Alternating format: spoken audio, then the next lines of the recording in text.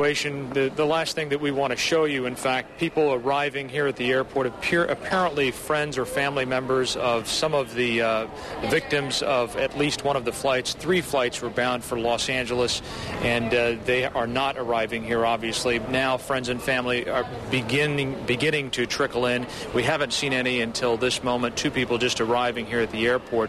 We can tell you that just within the last 15 minutes also, this terminal they have begun a process of evacuating this terminal, and in fact all of Los Angeles airport is being evacuated now, we are told, by airport police, who we just spoke to just a few minutes ago.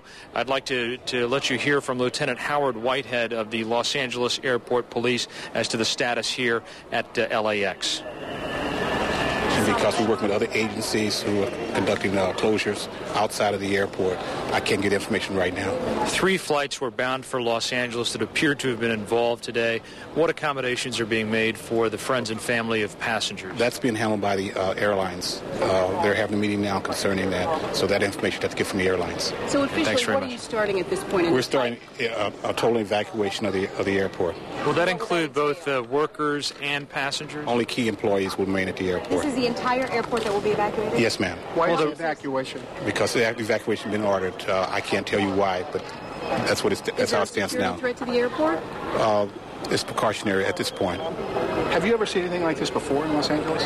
Not to my knowledge, no. And what is going to be your role, the police department's role in this? What are you doing? We're protecting the public. That's what our job is. Will roads in and out of the airport be closed as well? Will people be able to get into the airport? Right now, this thing is fluid. We're working as we go with the changes, so I couldn't give you a definite on anything right now. How many police officers more or less Thanks very much. here in the airport on a regular day? Other agencies involved, I couldn't give you an exact figure. Right now there are other agencies? Yes, ma'am. That's all I have for right now. Thank you. My name is Lieutenant Whitehead. So this is what you're That was Lieutenant Howard Whitehead of the LAX Police telling us again that just within the last 15 or 20 minutes, an order has come down, a command decision to evacuate the terminals at LAX. Up until this point, of course, flights were not being allowed in or out.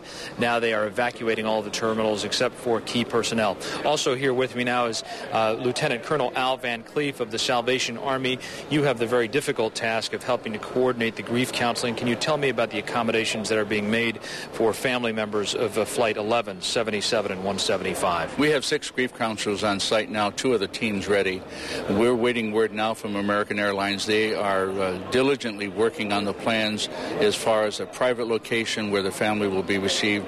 As soon as we're aware of that, then they will make contact with us so our counselors can proceed to where family members will be arriving. We've done the same thing here in Los Angeles as well as San Francisco and Washington, D.C. Very difficult day for you, sir. Thanks very much painful. for joining us. That is the latest from Los Angeles. Aaron, back to you.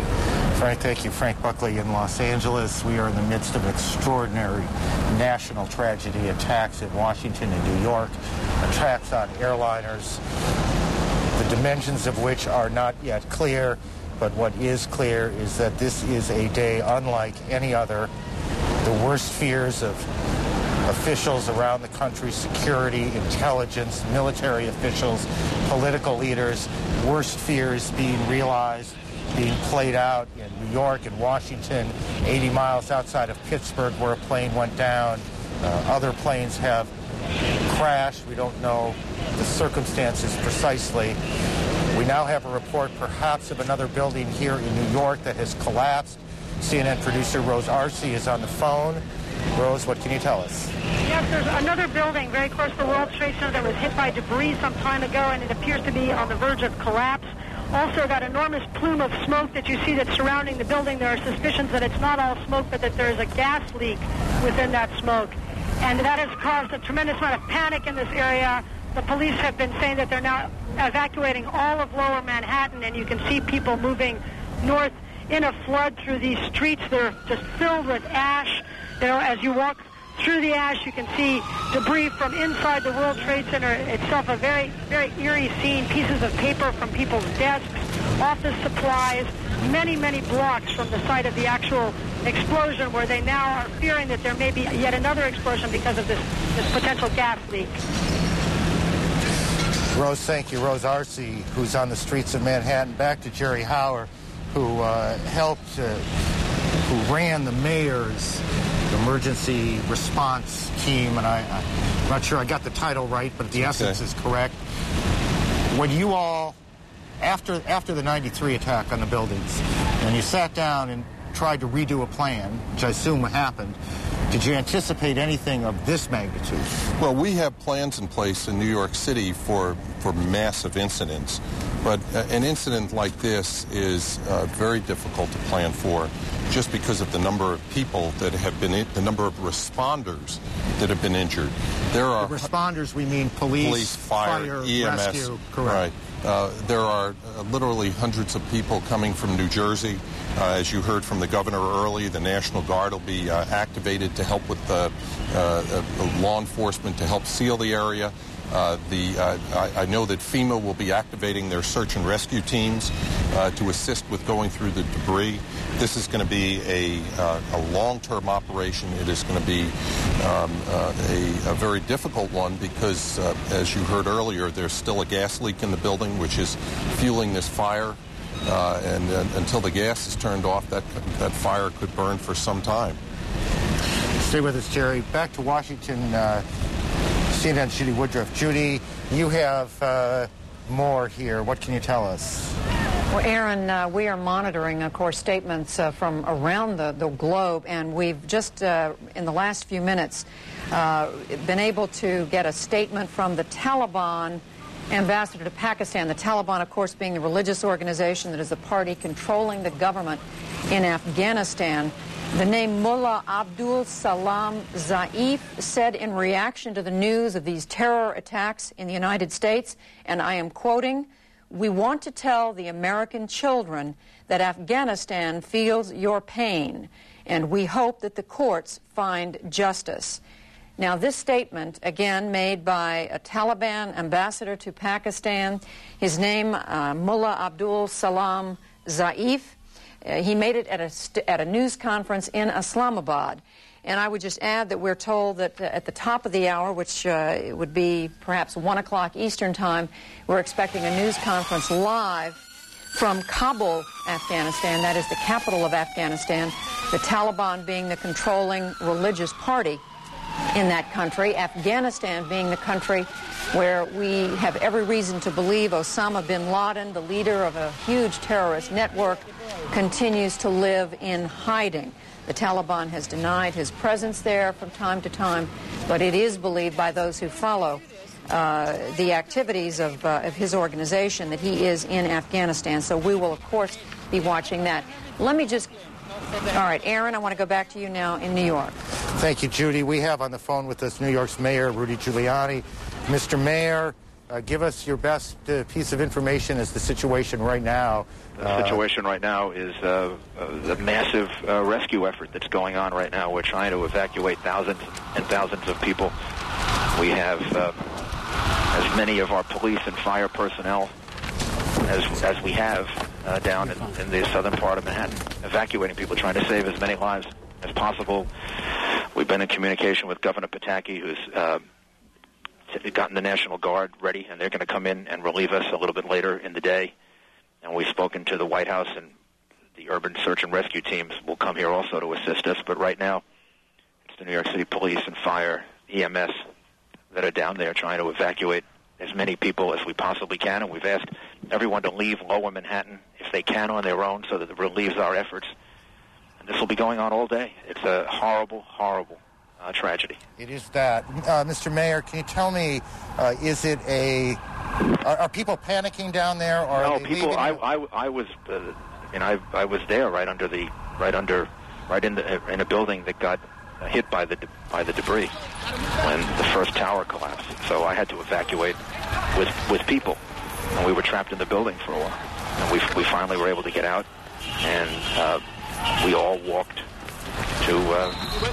north. And people, everything that I observed, even though it was hundreds, maybe in some cases thousands of people that were walking on the street, they were orderly, they were calm, they handled themselves really probably better than anybody had any right to expect.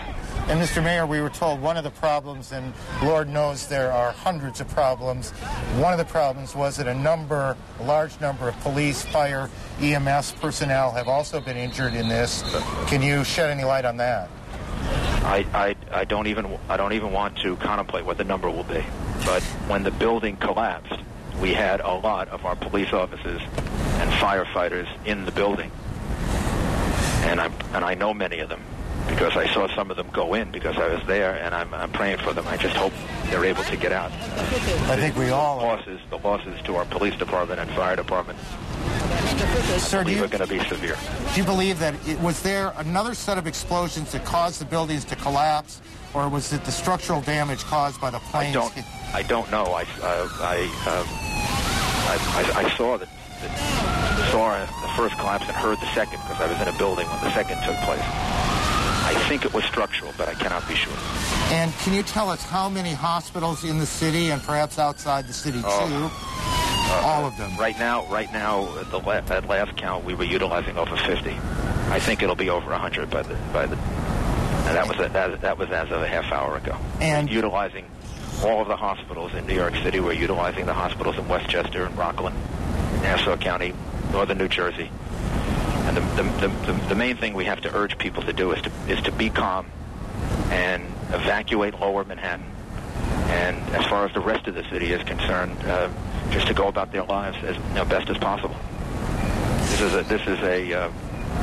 I never thought I would see something like this happen. I got there after the first plane hit and before the second, and watching people jump from the top of the World Trade Center is an unbelievable sight. Mr. Mayor, my colleague Jeff Greenfield is with us also. Jeff?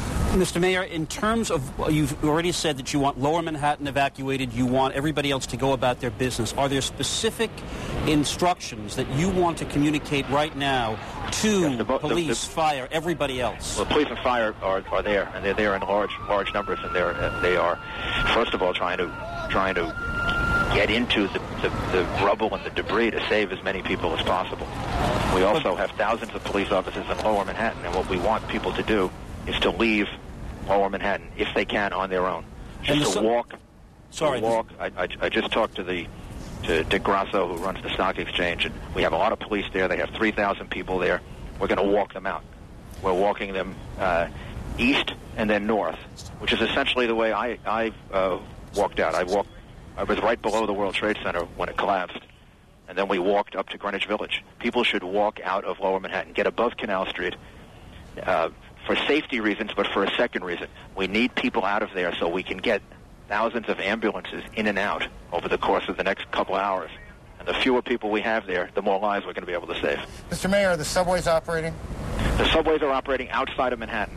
Outside of Manhattan, the subways are operating. A couple of delays here and there, but in all other four boroughs, the subways are operating. In Manhattan, there are significant delays. We thought we had the Lexington Avenue open, but it is not. I'm just checking right now. The Lexington Avenue is not open. The A train is working, and people will just have to test and see. The best thing to do right now is to walk. The safest and best thing to do is to walk to your destination. Where schools have remained open, and we've worked with the chancellor to try to make certain that the schools will remain open for as long as they have to help parents with the kids that would be coming home, starting at around 1 or 2 o'clock. Mr. Mayor, as you know better than anyone, and certainly New Yorkers know, but people around the country perhaps do not, this was Election Day here. What is the status of the election? We canceled it. The governor and I decided about an hour and a half ago that it made no sense to have an election today. We needed all those police officers who were at the election site, and we need to focus on rescue. So we'll find another day. We'll find another day for the election. The governor and I made that decision about an hour and a half ago. Mr. Mayor, you're a very focused guy in moments like this. Is it hard, given the magnitude of what's happened here and around the country, to focus on what you have to do and not just be angry?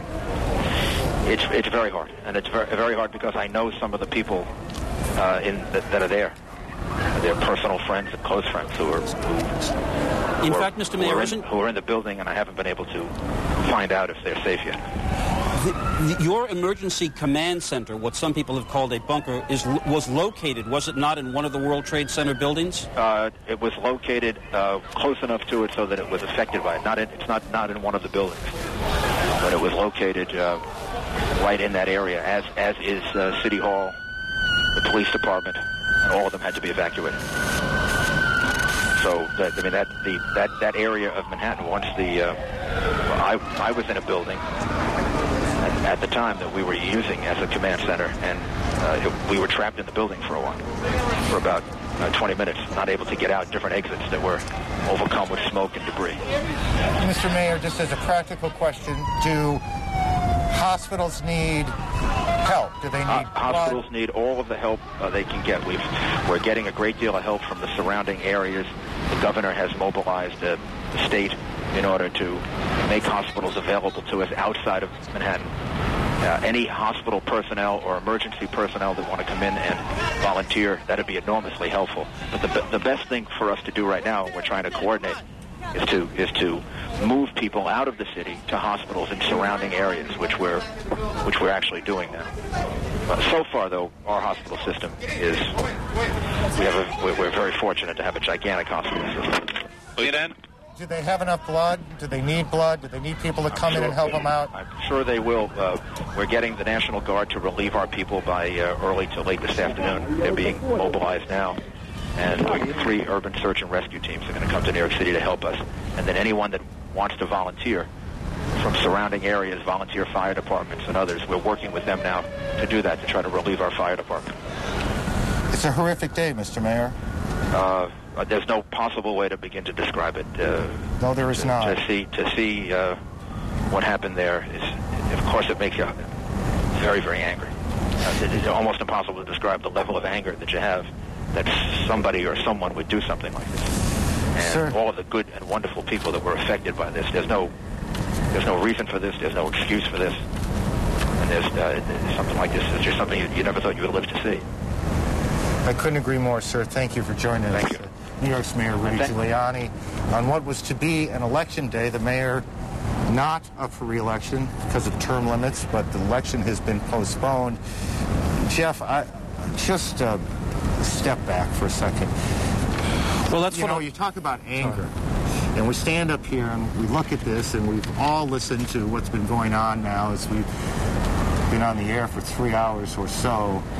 And there was a woman that Richard Roth interviewed about a half hour ago who said what I suspect most Americans are feeling right now, and some would like to say and can't, how angry she was, how cowardly this all seemed to her.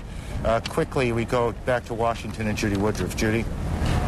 Aaron, government sources telling CNN that President Bush, who had been in Florida for a 2-day trip and who broke that trip off this morning to head back to Washington, will now not return to Washington. Repeating, President Bush will not return to Washington. We do not know where the president will land or whether where his aircraft will go, Air Force One, but we just are passing along this information just as soon as we have it. Again, as we were talking to former NATO head General Wesley Clark a little while ago, he pointed out that there are contingency plans that the military and the security people have for the president in a situation like this, so we're not going to do any speculating right here about where the president might be going. Joining us now on the telephone, there is some information we want to share with you about aircraft in the sky that is, we're told, is safe right now. We're told by the FAA, the Federal Aviation Administration, they're telling us 50 aircraft are safely in the sky right now, all within about 50 miles of their destination.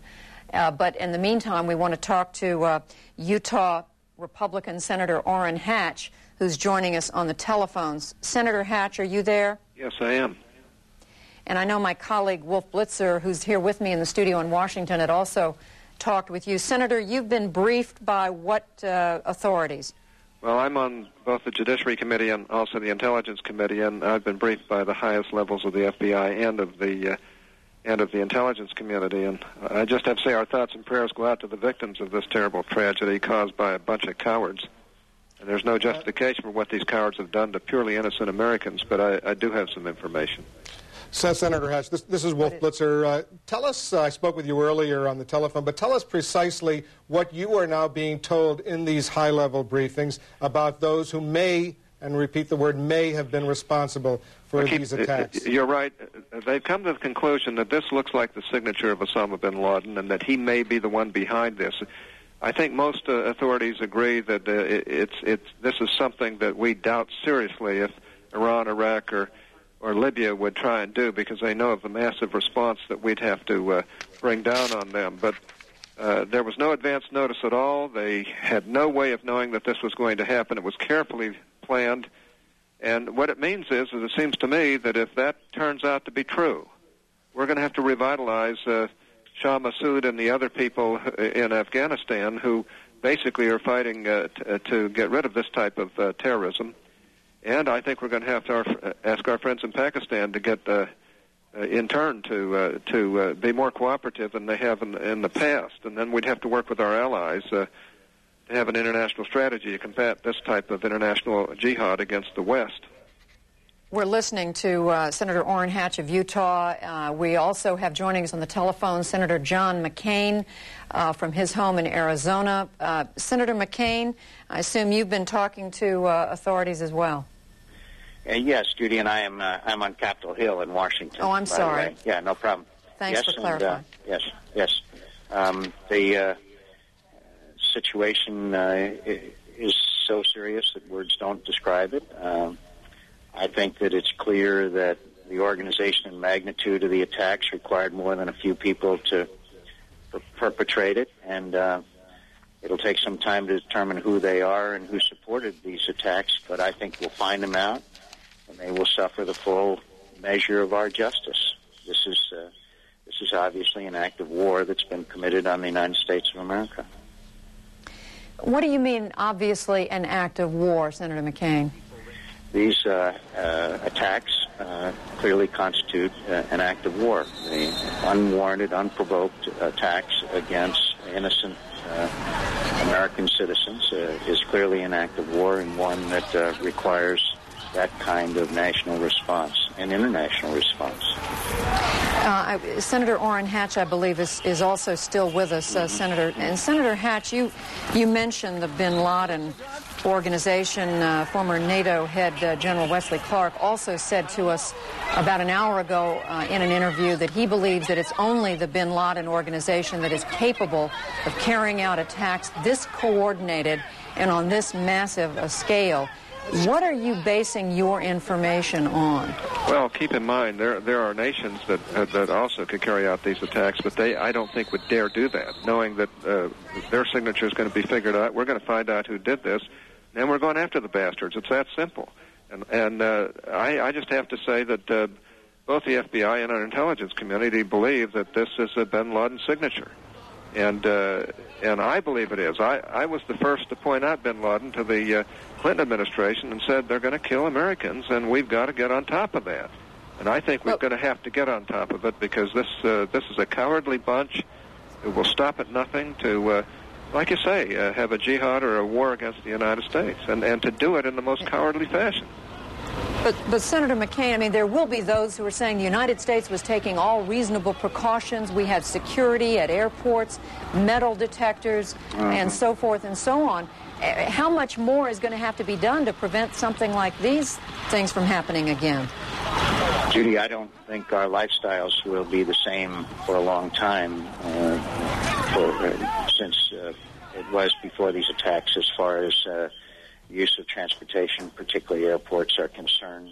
There have been warnings about whether our security was good enough and whether the proper measures were being taken. I'm sure that'll all be reviewed. By the way, I have no information as to who caused this, and I hesitate to speculate, but I am confident that the President of the United States will lead us, and we will find out who has carried out these acts. And I think it's a little premature to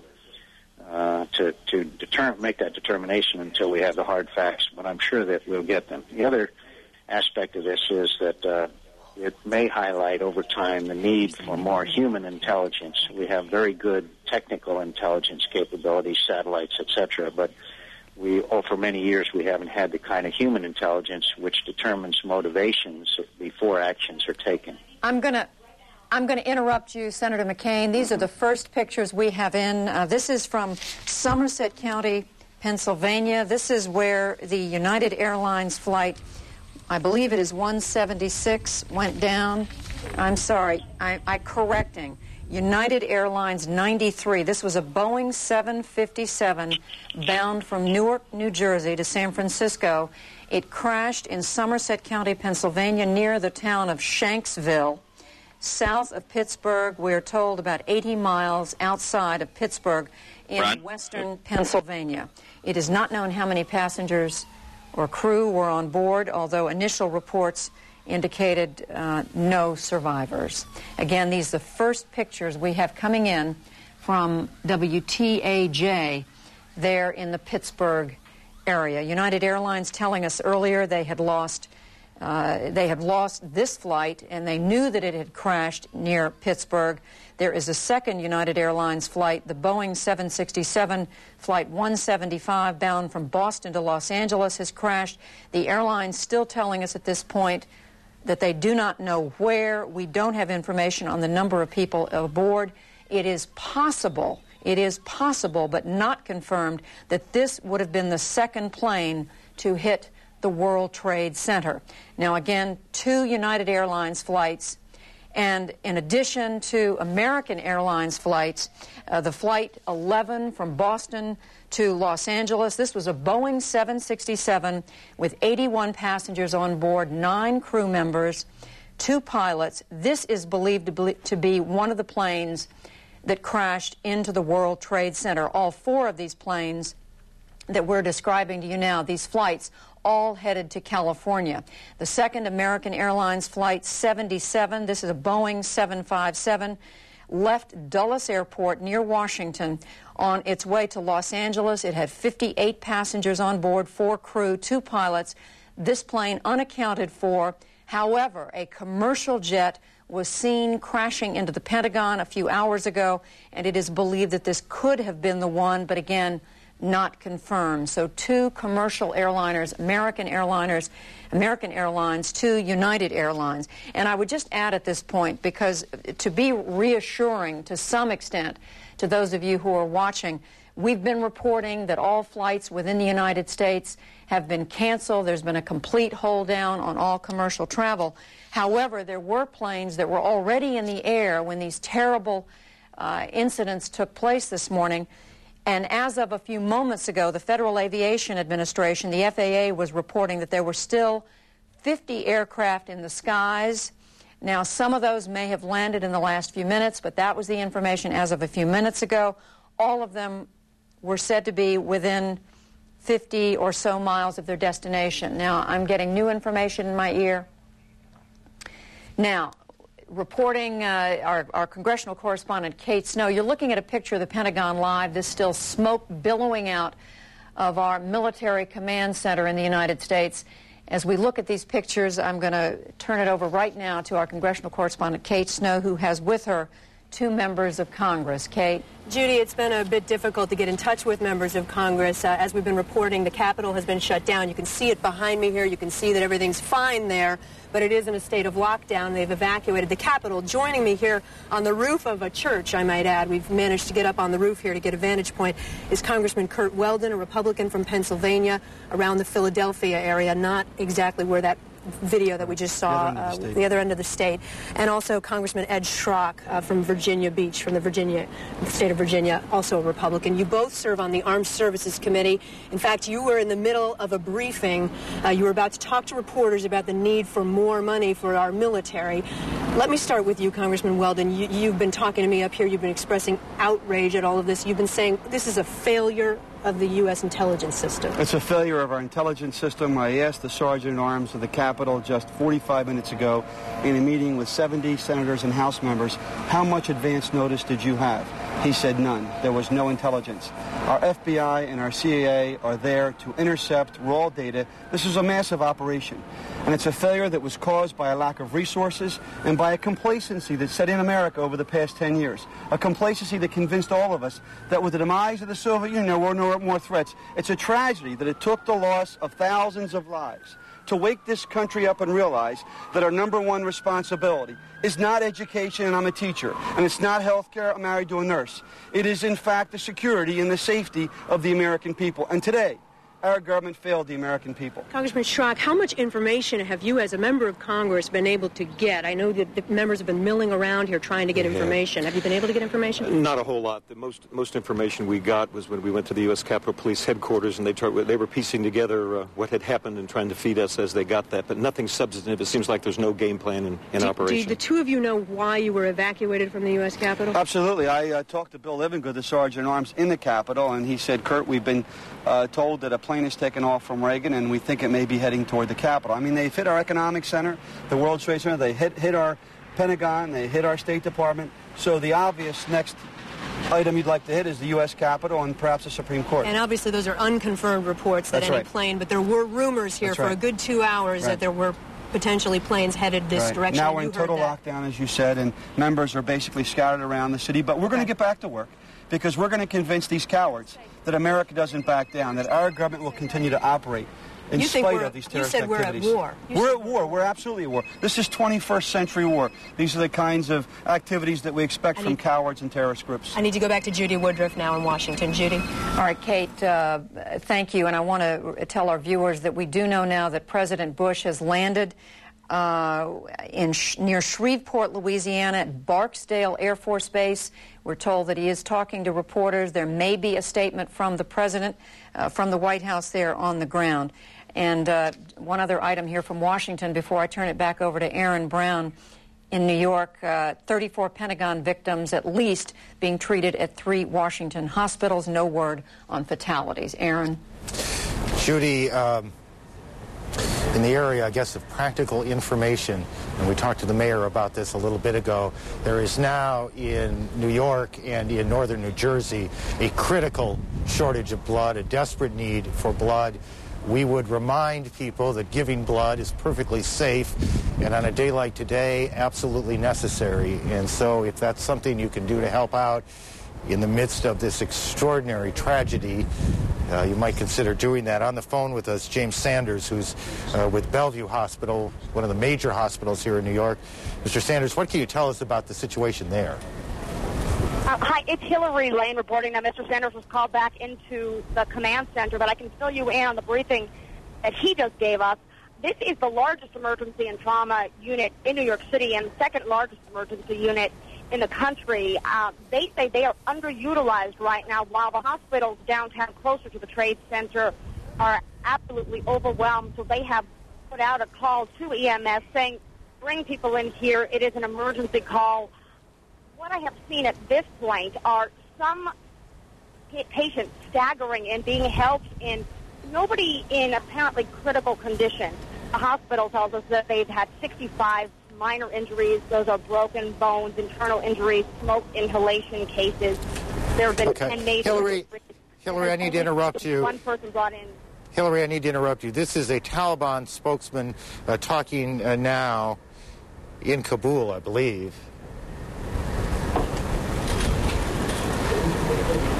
This is coming to us by video phone from Afghanistan.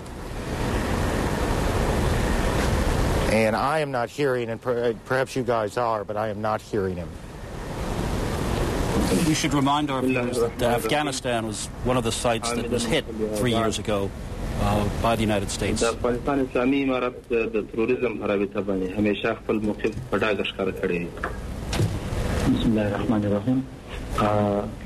The Islamic Emirate of Afghanistan has already explicitly said its standpoint or its position about terrorism. The terrorism ټول انواع او ډولونه لکه څنګه چې په افغانستان کې هم ورانه پیش کړي دي او دلته موږ همیشه د تروریزم ښکار شوي یو دلته موږ باندې یو په نړیوال سطح باندې هم We have criticized all forms of criticism as Afghanistan has itself faced and has become the victim of terrorism, and you are now criticizing from the fact. Terrorism یو ویرونکې دراچونکې او نفرت پېښونکې لاره ده. Terrorism is a terrifying and hateful hatred or hateful method. او دغه پیښه چې سوی د بشري پلوه خورا پراخه او لوی ناورین دی. And this incident is from the humanitarian point of view surely a very vast and very terrifying incident. Any question? Any question? Please. Have you received any kind of information, any kind of communication from the United States or any other organization? The America متحدة ایالاتي یا لندن قانون رابطه بشتر سره نه تر اوسه پورې کوم رابطه نه ده کړې او د اوس تر ټولو مهمه خبره ده چې هغوی په ژغورنه باندې اخته دي کېدای شي چې یوازې هغوی ته د تسلیت پیغامونه تللي وي او دا چې اسلامي امارت سره چا تماس نیولی دا خبره تر اوسه نه ده. No contact up to now. They might be busy or surely they are busy in the rescue operation. So they need condolence, but up to now, no communication from him. Does the Taliban categorically condemn these attacks on the United States? Taliban في مرحلة واحدة في أمريكا باندې حملې وکړي. موږ د توريزم ټول انواع همیشه غندلي د پخوا څخه په دې باره کې پالیسي شته وه. Our policy was very clear from the very beginning, and we have criticized, and even now we criticize terrorism in all its forms. Can you rule out any involvement by Osama bin Laden? Osama bin Laden last year, his kisan ta ya har kisan ta last year dana tasfiye ki baat radhi. Terus puri cha paga bani rasmi tor hum nahi lagawali. No, up till now, no one has blamed or accused him formally. The Taliban have said that they will maintain Mr. bin Laden without communication, unable to communicate. Can you be convinced at this time that your policy of keeping him without communication has been effective in recent months? طالبان ژمنه کړې وه چې اسامه بن لادن سره د هر قسم ته اتصالاتي امکانات به لري کړي. تاسو دا خبره تاییدوئ چې اوس هم هغه پالیسي کې د باندې عملي ده؟ موږ په پالیسي کې کوم تغیر نه و راغلی. No change in our policy in this regard. Do you think the policy is working, Mr. Medwakil? Or that policy kar hum kayi? Masari kare kadi khabar hai. Suspicions obviously turn to Osama bin Laden. In the media, he's been mentioned as possibly having a hand in this. Are you concerned that Afghanistan could be on the receiving end of recrimination, of reprisals, of responding back? توجه یا ګمان ته راوړي مطبوعاتو یا میډیا د نوم هم اخیسته ده او تدریس او توقع کوي چې افغانستان باندې اسلام الوي یا د اسلام الهدف وګرځي. زه فکر کوم چې دغه نوم اخیستی هم یوازې به د پخوا څخه چې چون په هغه تفسیرو کې ډېر نوم راتلی خلا مخرڅوي. I think that even if someone has taken his name in the media, might be just because his name was repeatedly mentioned in the past in the comments. Just for this reason, his name might have been repeated. Just the second half of the question, though, are you concerned that Afghanistan could receive this prize attack?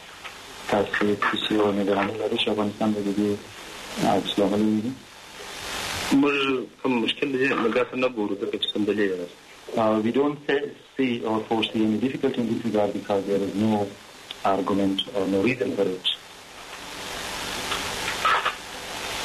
If it were to happen, if there were to be attacks, what would the implications be of such a situation? If there were attacks from... As Jonathan said, if there were to be reprisals against Afghanistan, what would the implications of that be? که چه دغه څه وکړي خو چې عکس العمل سره چې دی اغېزې رسوي هغه به دغه وخت سره ګورو خو ما مخکې ویل چې ټول انواع د تروریزم هغه په دولتي شکل باندې که چېرته یو هېواد بل هېواد ولید طبعا هغه دولتي تروریزم. It is a little bit earlier to say at this stage, but as we said that we criticize all forms of criticism. So if Afghanistan is attacked, then we can call it state terrorism. There's also been concerns expressed about Arab mercenaries fighters in Afghanistan and Arab allegations that there may be an Arab connection. These acts of terrorism have also been raised. Can you talk to those concerns? Can you rule out any Arab links? Afghanistan ki Arabi atba ya bazı da Sikh grubuna چې ونه دنیا خطر احساسوي تاسو دی وو لاس په لودنه په دې پیښه کې هم راډوي. زه فکر کوم چې دا پیښه ډېره لو پیښه ده او دا به داسې چا پسې مسؤل چې زړه ته مو نه لګېږي چې دا کار وکړي دا به کېدای شي چې یو ناانصافي وي یو کوم تخمین ونی. It is a very big and enormous incident. So just to connect it with some people that even one's logic cannot even accept it. So in my opinion, it might not be a justifying. Mr. Mazzuco, are you surprised that the United States has received this sort of attack? د امریکا متحده ایالاتو چې د داسې حملاتو هدف وګرځي د تاسو ډېر حیران شوي یاست. د دې خبر ده چې د خپل نوې دا پیښه کېدای شي د امریکا په تاریخ کې ډېره لویه پیښه وي د هر چا لپاره طبیعي خبر د حیرانۍ وړ ده. Naturally, because this might be the only and the unique kind of incident in the history of the United States. So, like anyone is also. What I'm getting at is do you think the United States has perhaps invited this, given its policy around the world and the growing resentment that some forces feel towards the United States?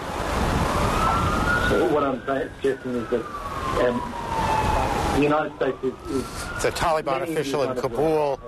The relevance here, of course, is that the United States government has blamed the Afghani government for harboring Osama bin Laden, who may or may not be responsible for the events that have happened here in the country today, and therefore the Taliban response. The president, who was in Sarasota, Florida, when President Bush, when the first attack on the Trade Center took place, issued a statement then. He left Sarasota. He is not going back to the White House, at least not yet, but he has told reporters, quote, "We have taken all appropriate security precautions to protect the American people. Make no mistake," said the president, "the United States will hunt down and punish those responsible for these cowardly acts." The president said the U.S. military has been put on a high alert status and said he had taken security precautions to ensure the government continues to function. And as we said, the president at this moment is not going back to Washington. He has been taken elsewhere for his own safety. There is no reason, by the way, at this point to believe there are continuing threats, but that doesn't mean there aren't any, and the Secret Service is taking no chances, and we can't recall anything even approaching that. We also have a report coming out of London from the Associated Press that followers of Osama bin Laden had warned 3 weeks ago that they would carry out a huge and unprecedented attack on U.S. interests. That, according to a London-based Arab journalist, he adds, they said it would be huge and unprecedented, but did not specify what it was, and we will not assume that this is what it was, but obviously a lot of people are wondering. Joining us on the phone, Richard Holbrooke, former American ambassador to the United Nations, Robert Gates, former head of the CIA, and they join us. Mr. Gates, let me start with you because I suspect that millions of Americans right now are asking, how could something like this happen? How could it happen? I think that we have to start by acknowledging that we've been both fortunate and capable in the past. This is not the first major attack like this that has been planned. Several years ago, there was a plot to bring down 11 American jumbo jets in Asia that the FBI and U.S. intelligence thwarted, and there have been some other major attacks. So I think that when you have a free and open country as we do, we are vulnerable to this sort of thing, and it is the face of this term that people have been talking about for several years of asymmetric warfare, and it is a way of getting at us, the most powerful military nation in the world, in ways in which we're vulnerable. Sir, we heard, and perhaps it's given our proximity to the events, it's a little bit unseemly, but we heard a member of Congress but a few minutes ago essentially say that the American government failed its people. Is it fair to say that this is a failure, or we just can't know it all? Well, personally, I believe that for people to start blaming people and organizations at this point is highly premature. I think that we need to find out just exactly how bad this situation is and deal with it. The idea of starting to cast blame within hours of something having happened is in fact unseemly. And Ambassador Holbrooke, does the United States in a situation like this go it alone, or does it gather the international community together as one, or as much of one as it can, and try and respond in that form? Well, first of all, let me say that at this moment, we have to find out what happened down there. I used to work in that building and was there when it was attacked a few years ago. I know that area. My assistant has a cousin who's now missing in the building, and my thoughts are first for the enormous, unbelievable loss of life and tragedy that's going on in Lower Manhattan. Beyond that, Aaron, on your question, this requires a unified international response by all the key member states of the world community, including, very importantly, Russia. And as for the interview you just broadcast by the foreign minister from the Taliban, let's be clear on his attempts to disassociate himself from Osama bin Laden. We don't know at this point who did this, but it was well coordinated and done with a degree of skill which exceeds anything. I think Bob Gates will know better than me, but I think, Bob, this is the most skillful, murderous attack ever in terms of coordination. And I want to be very clear on this. Bin Laden himself, as you just suggested, Bin Laden has said that the Taliban leader, Mullah Muhammad Omar, is the true spiritual leader of the Muslim world. He said that Afghanistan is the purified Islamic State equivalent to Mecca and Medina.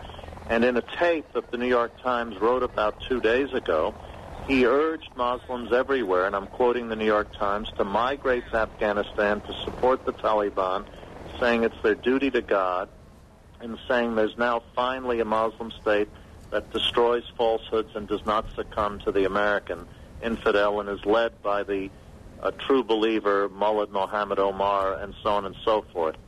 So what I want to stress here is that any nation, and this goes for the Taliban and their henchmen in Afghanistan, any nation in the world that harbored anyone associated with this must be treated as though they were part of what is effectively an act of war against the United States.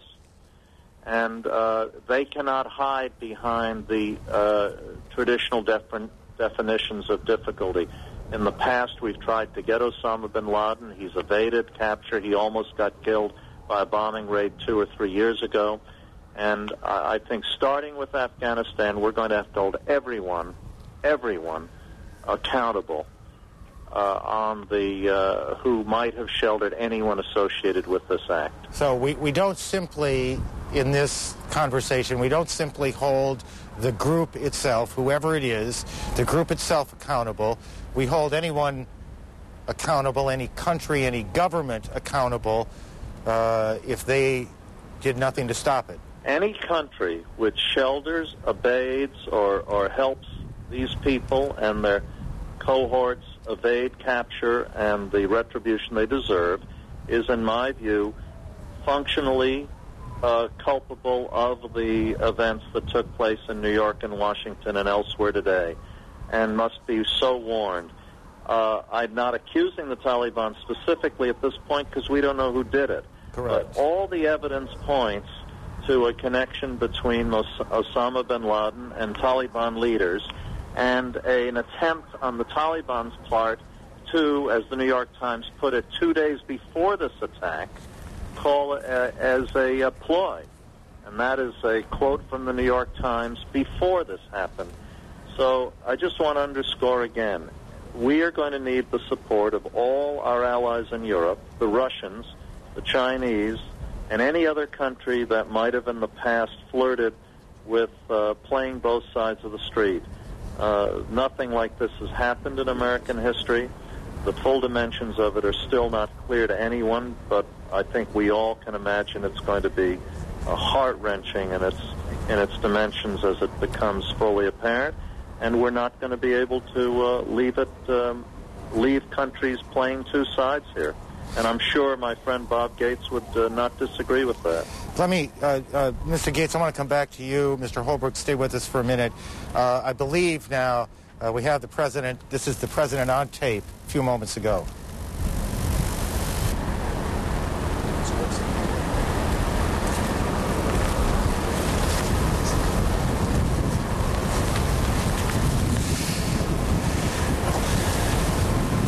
Well, obviously we're having a technical problem. Let me just tell you what, again, the president said in what has been his second statement. His first statement came after the first attacks here in New York. Short time ago, the president said, "We have taken all appropriate security precautions to protect the American people." He added, "We make no mistake," said the president, "the United States will hunt down and punish those responsible." I think we're going to try and hear the president again. Here we go.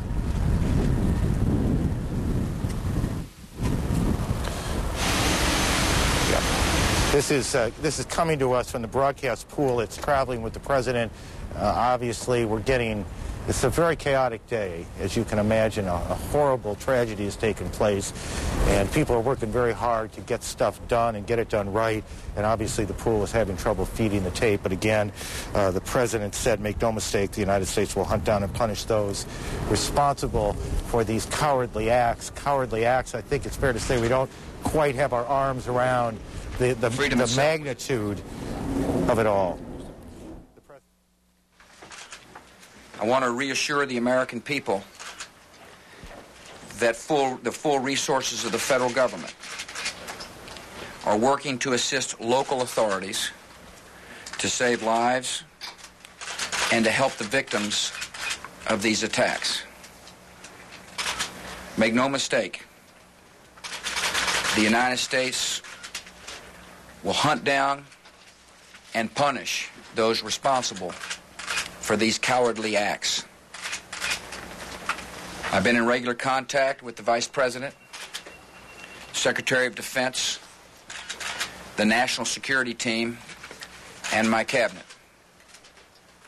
We have taken all appropriate security precautions to protect the American people. Our military at home and around the world is on high alert status, and we have taken the necessary security precautions to continue the functions of your government. We have been in touch with the leaders of Congress and with world leaders to assure them that we will do whatever is necessary to protect America and Americans. I ask the American people to join me in saying a thanks for all the folks who have been fighting hard to rescue our fellow citizens, and to join me in saying a prayer for the victims and their families. The resolve of our great nation is being tested, but make no mistake, we will show the world that we will pass this test. God bless. President Bush, short time ago, in his second remarks of the day, the president initially was headed back to the White House, and a security decision was made to divert the flight. And so the president will not go back to Washington, at least not yet. When he will return, perhaps John King can tell us. Our senior White House correspondent joins us now. John? John, are you there?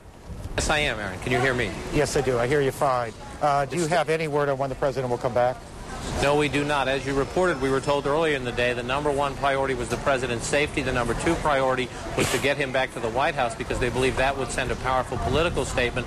But as the president was on his way back from Florida, we are told by sources a security decision was made that at this time not to bring him back to Washington. So he was brought, and we won't disclose his exact location for security reasons, he was brought to one of several military installations in the United States that is equipped, we are told, with a very sophisticated command and control bunker, very much like the equipment that would be available to the president here at the White House in the White House Situation Room. We are also told that national security team members are still in the White House Situation Room, and earlier today, at least as of a little more than an hour ago, Vice President Cheney as well, directing operations and monitoring things from there. But the president obviously deciding not to come directly back to Washington. We are told that is for security reasons, delivering the statement you just heard. He has been in touch with congressional leaders, and we are told leadership members of the U.S. Congress are also being taken to an undisclosed location for their security. So we're trying to get more information on that, and we will bring that to you as soon as we have it. Aaron? John, thanks. Senior White House correspondent John King. Peter Bergen, CNN's Peter Bergen has been tracking the government of Afghanistan for some time, and he was listening in a few moments ago when the Taliban spokesman was speaking.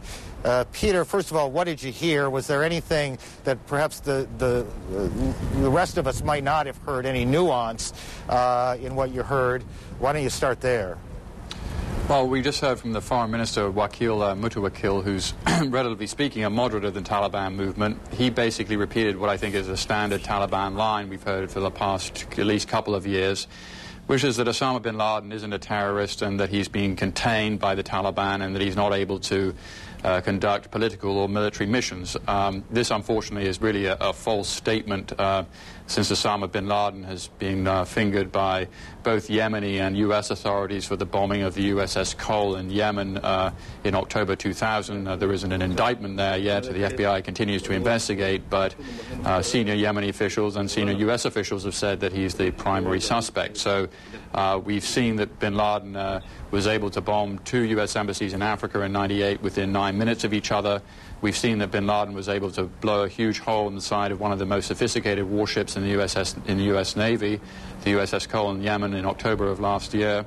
And unfortunately, he must be top of the list of the person sophisticated enough in terms of operations to bring off these kinds of terrible disasters we've seen today. If you're looking for who is the most likely suspect, he has to be it. You've got an operation in which several people appear to commit suicide. You've also got an operation in which people obviously had some skill in piloting planes. These are clearly attributes of his organization. We know that he has pilots in his organization. We've seen several instances that his members of his organization commit suicide in attacks. We've also seen a pattern of warnings in previous bin Laden attacks in which this fits. 9 weeks before the U.S. embassy bombings in Africa in August of '98, bin Laden held a press conference in Afghanistan talking about, quote, good news in coming weeks. A few months before the USS Cole was bombed in Yemen, a videotape circulated around the Middle East in which bin Laden was wearing a Yemeni dagger, which he's never done in previous photographs, and one of his number 2 called for attacks on U.S. targets in Yemen. Just recently there's been a videotape floating around the Middle East in which bin Laden, a very confident bin Laden, calls for attacks on the United States, says that the victory of Yemen, referring to the USS Cole attack, will continue. People that I've talked to are familiar with the bin Laden organization, said that the threats on this tape were very serious, that there was an imminent attack in the works. I spoke to somebody who was familiar with the organization a few weeks ago who made those statements to me. I had been very concerned about a potential attack as a result of this tape. It fits with the modus operandi, which is to talk about potential attacks coming up relatively soon without being particularly specific. Let me just interrupt you for a second. Our senior analyst, Jeff Greenfield, is here, and Jeff has a question. Jeff, go ahead. Hi, Peter. If I'm not mistaken, you actually interviewed Osama bin Laden some years ago, correct?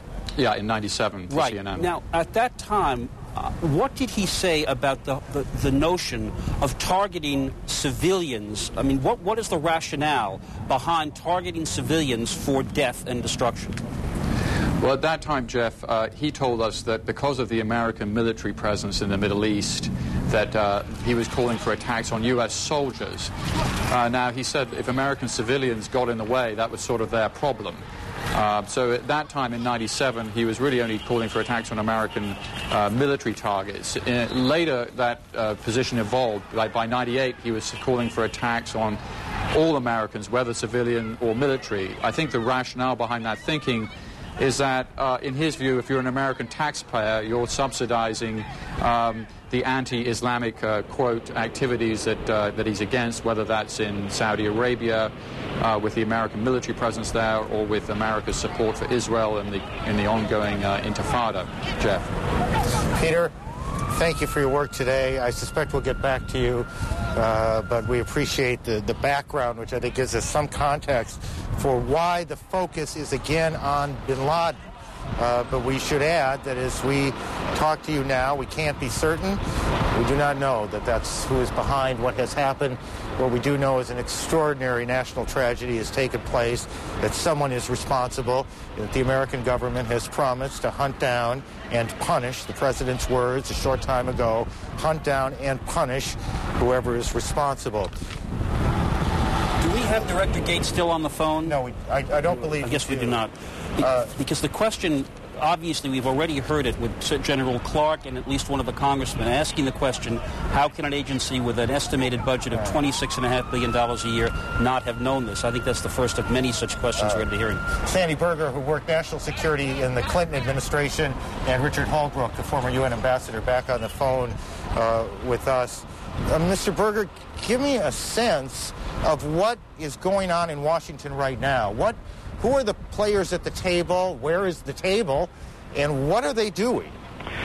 Well, obviously the President of the United States is at the head of the table no matter where he is. But others around that table include the Secretary of Defense and Attorney General, head of the FBI, the National Security Advisor, Secretary of State, because this may obviously involve international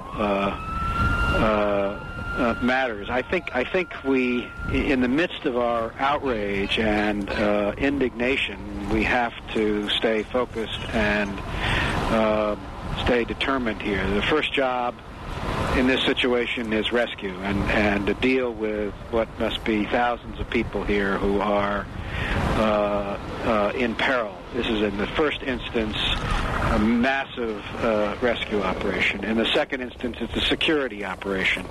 We don't know what else may be part of this multifaceted operation. A number of precautions have been taken in the last few hours, and we have to obviously lock down as much as we can.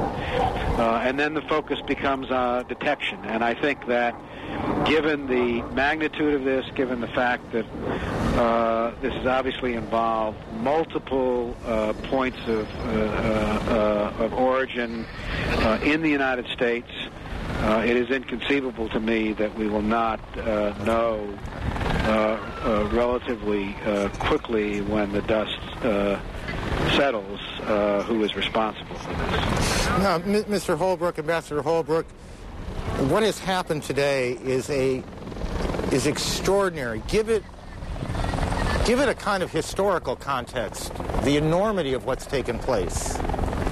Well, I think your coverage has made it more clear than anything else, although despite the superb efforts you've made, it hasn't yet become fully evident to your viewers what would be evident to any of us like myself who worked in the World Trade Center. I was there in the last bombing, as I mentioned earlier.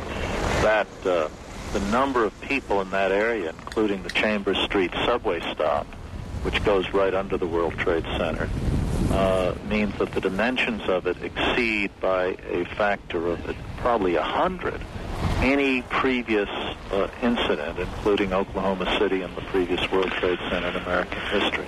And one must be ready for news that will be very, very grim indeed for all of us as individuals who will have friends and relatives there, and for all Americans. And there will be additional consequences. This is the financial center of the world.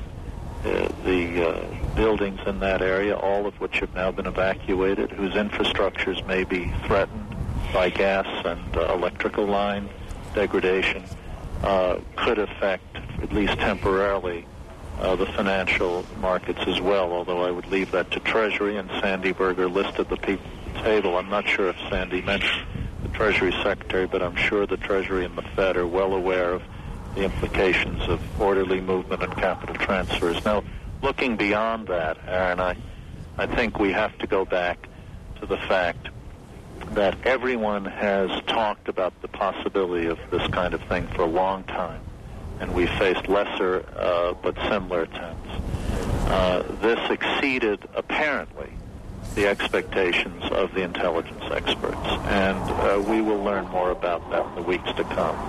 But I need to underscore one point. To find the people responsible is going to take a unified international effort. No one nation, not even the United States, can do it on its own.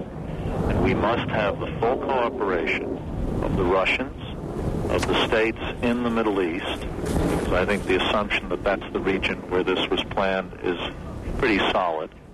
And I repeat this again, any nation that is seen to have harbored or abetted or sheltered any of these people must be treated as co-equally responsible. They cannot hide behind the facade we just saw in the remarks of the Taliban foreign minister. And Peter Bergen's extraordinarily insightful explanation a few minutes ago on CNN, I think, is the first real glimpse into that the viewers have had into how dangerous this is.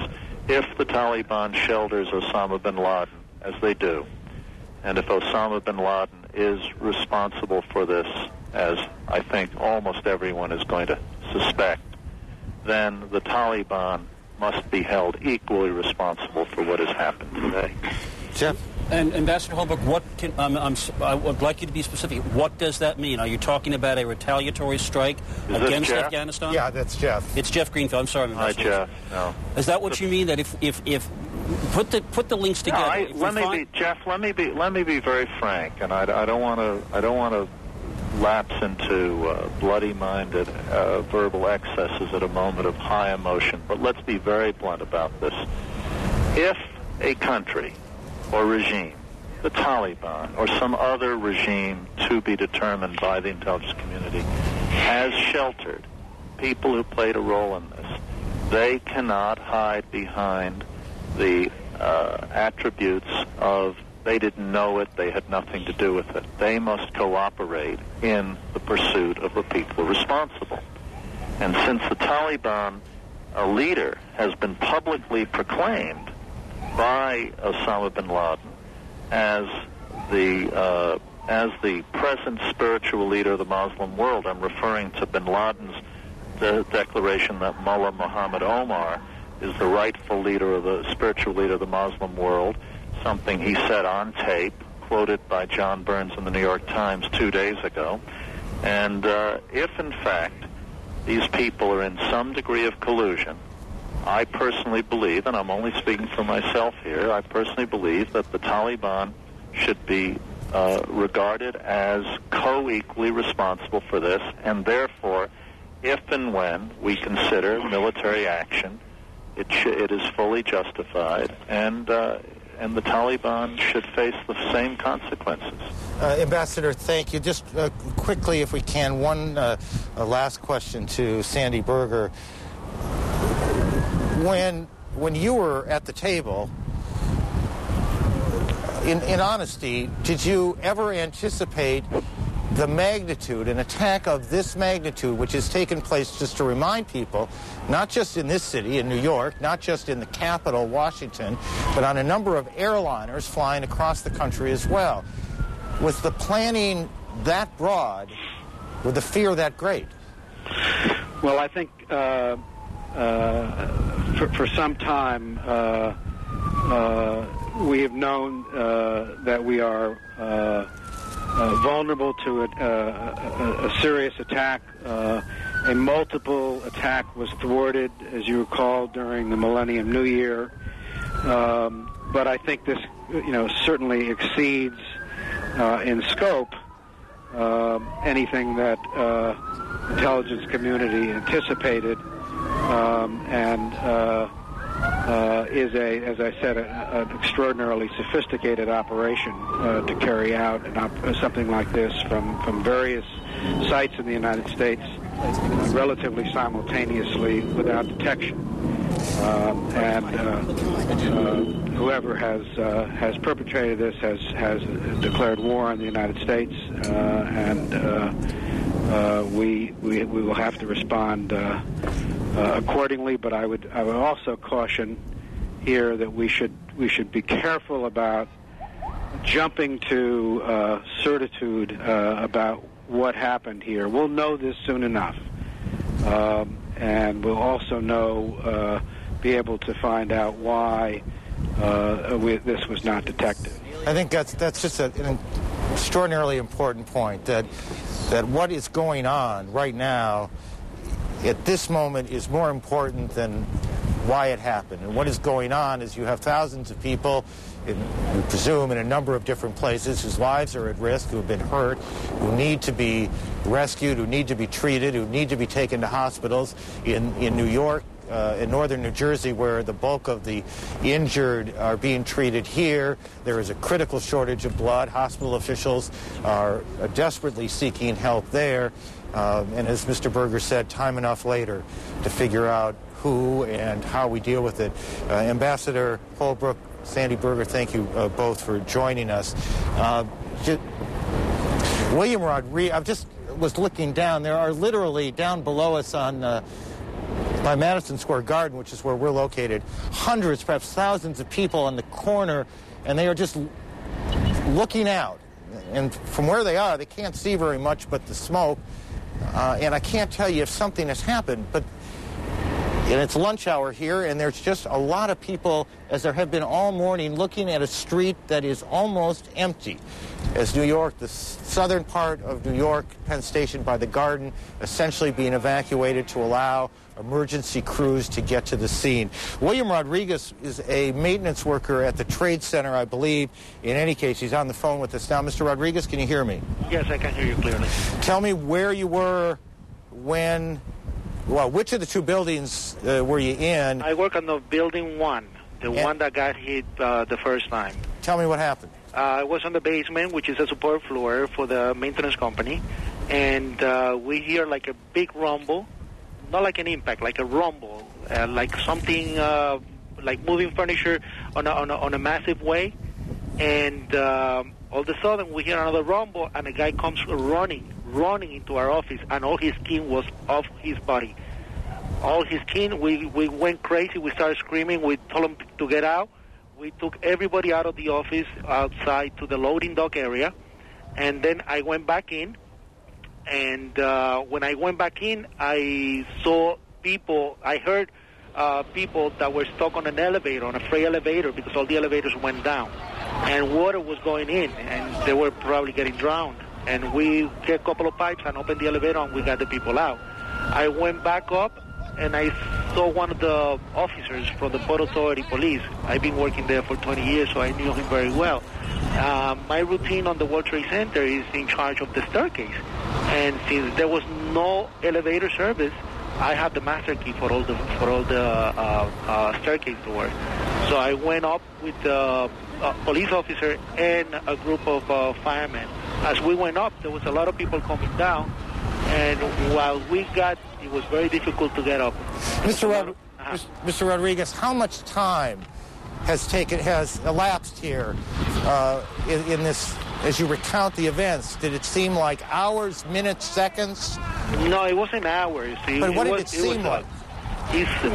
Well, there was a big time, like a gap. There was a gap of time. I won't be able to tell you if it was 15, 20 minutes, but it was a gap of time. we heard while we were on the 33rd floor, I'm sorry, on the 27th floor, because we stopped there with the fire department because the equipment was very heavy and they were breathing very hard. They took a break because they couldn't continue going up, so they wanted to take a break. Yeah. And we have a person on a wheelchair that we were going to bring down on a gurney, and a lady that was having problem with a heart attack, and some other guy that was breathing hardly. And we went a couple of floors up while they were putting the person in the gurney, got up to the 39th floor, and we heard on the radio that the 65th floor collapsed. Right, It collapsed. Mr. Rodriguez, let me stop you there at the 65th floor. And let me add, you're a lucky man, it seems like today. Thank you for joining us. Matt Cornelius, you were on the 64th floor, 65th floor? 65th floor. Yeah, that's where I work. Tell me what happened. Well, I arrived at work a little bit early today. What do you do? And I work for the Port Authority in the aviation department. And I was just putting my stuff away, and all of a sudden we heard a loud crash. And the building started shaking, kind of moving like a wave. What did you think was happening? I had no idea. I mean, we figured either an airplane had hit it or our first instinct was airplane. And everyone started screaming and said, you know, move away from the windows and let's get out of here. And we saw debris fall past the window on the north side. How much, just to help our viewers kind of orient themselves, you're on the 65th floor of a building that is how many stories? I believe it's 110. So 50 stories above you this has taken place. I imagine so. Okay. We really had no idea at all what had happened until we exited the building. I mean, I had no idea the magnitude. Just took the stairs. I believe I actually was in the stairs as that same man, because I remember I saw the person in the wheelchair. We made it pretty fast down to 40th floor, and then from there the smoke got a little bit thick, and it was a lot slower. We maybe made a floor about every 2 minutes. And how many people are in this group with you? Well, there was just one other person that I worked with that was with us. It was packed. I mean, it was a virtual traffic jam in the staircase, up and down, I guess. It was very full. People screaming? No, actually, everyone maintained calm really well. I was impressed with that. I think for some people it brought back memories of the bombing. People had been there before when that happened. But I was amazed, really. We got in the stairway, we were moving down. When the fire department were coming up, they'd say, you know, move to left. Everyone moved to left, and everyone complied. A couple of people started crying a little bit, but you know, we said we're going to get out of here. We just got to focus and take it one step at a time. Was it noisy, or was there screaming? No, it was quiet. Was it eerie? It wasn't. I mean, it wasn't quiet. I mean, people were talking. In fact, someone was laughing. I kept hearing that, and I thought that was strange. But it was pretty normal. I mean, it wasn't. We didn't know what was going on. I mean, all we knew was something major had happened. Exactly, but we didn't really understand the full severity of the situation. So people weren't panicking. Once we got down to they put us on the plaza level, which was disturbing because there was a lot of debris in the plaza level and a lot of carnage, basically. We then moved out the back towards Broadway, and they said the police were saying, "Don't look back, don't look back." And of course, I made about a half a block, and I looked back, and I saw the other tower on fire, and I couldn't believe it. And were you terrified? Yeah. When we were stuck in that stairway, I mean, we stopped every now and then. It started to get nervous, but we never had any fear of the building collapse. I mean, we had no idea what was going on. So once I got out, and it's still sinking in the real full severity of it. I mean, it's just an awful thing. That's true of everybody. Yeah. So, lucky man. I am very lucky. I thank God very much. Just blow your mind. Thank you. Okay, no problem. Very much. Thank you. In Washington, D.C., thank you, Matt, they have declared a state of emergency. Do we have a guest there, or... Okay. Washington has declared, Washington, D.C., a state of emergency. I believe I was just told that the Space Needle in Seattle has been closed down. Is that correct? Did I hear you guys? There are a couple of points we might make there.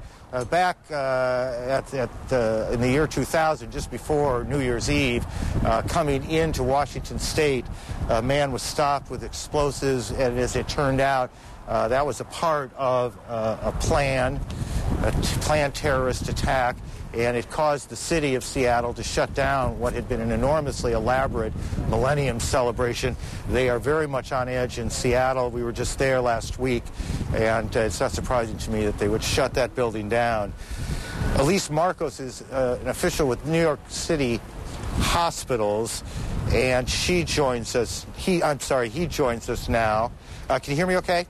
Yes, I hear you okay. I apologize for the stuttered introduction. Tell me the situation in the hospitals. Well, at Bellevue Hospital, which is the largest public hospital in the city, and is relatively near the incident, we have, as of now, received approximately 125, 30 patients. 2 are dead, unfortunately.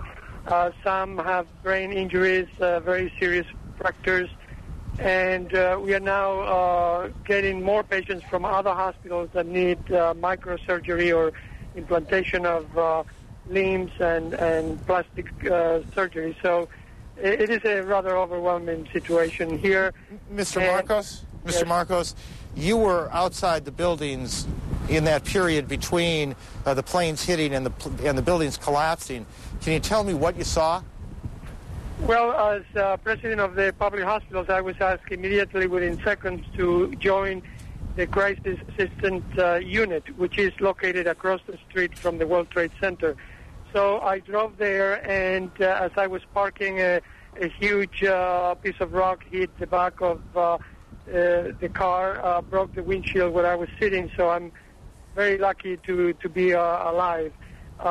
Then when I went to the center was evacuated because they were afraid that a second plane may be coming. I joined the fire commissioner, and then I needed to use the telephone because cellular phones were not working. I went into, I think, American Express building, and as I was there, one of the buildings collapsed, and we were unable to leave that building, and thanks to a very brave police officer who was able to find an exit, we are here today. Mr. Marcos, we heard reports that people were jumping out of the building. Did you see that?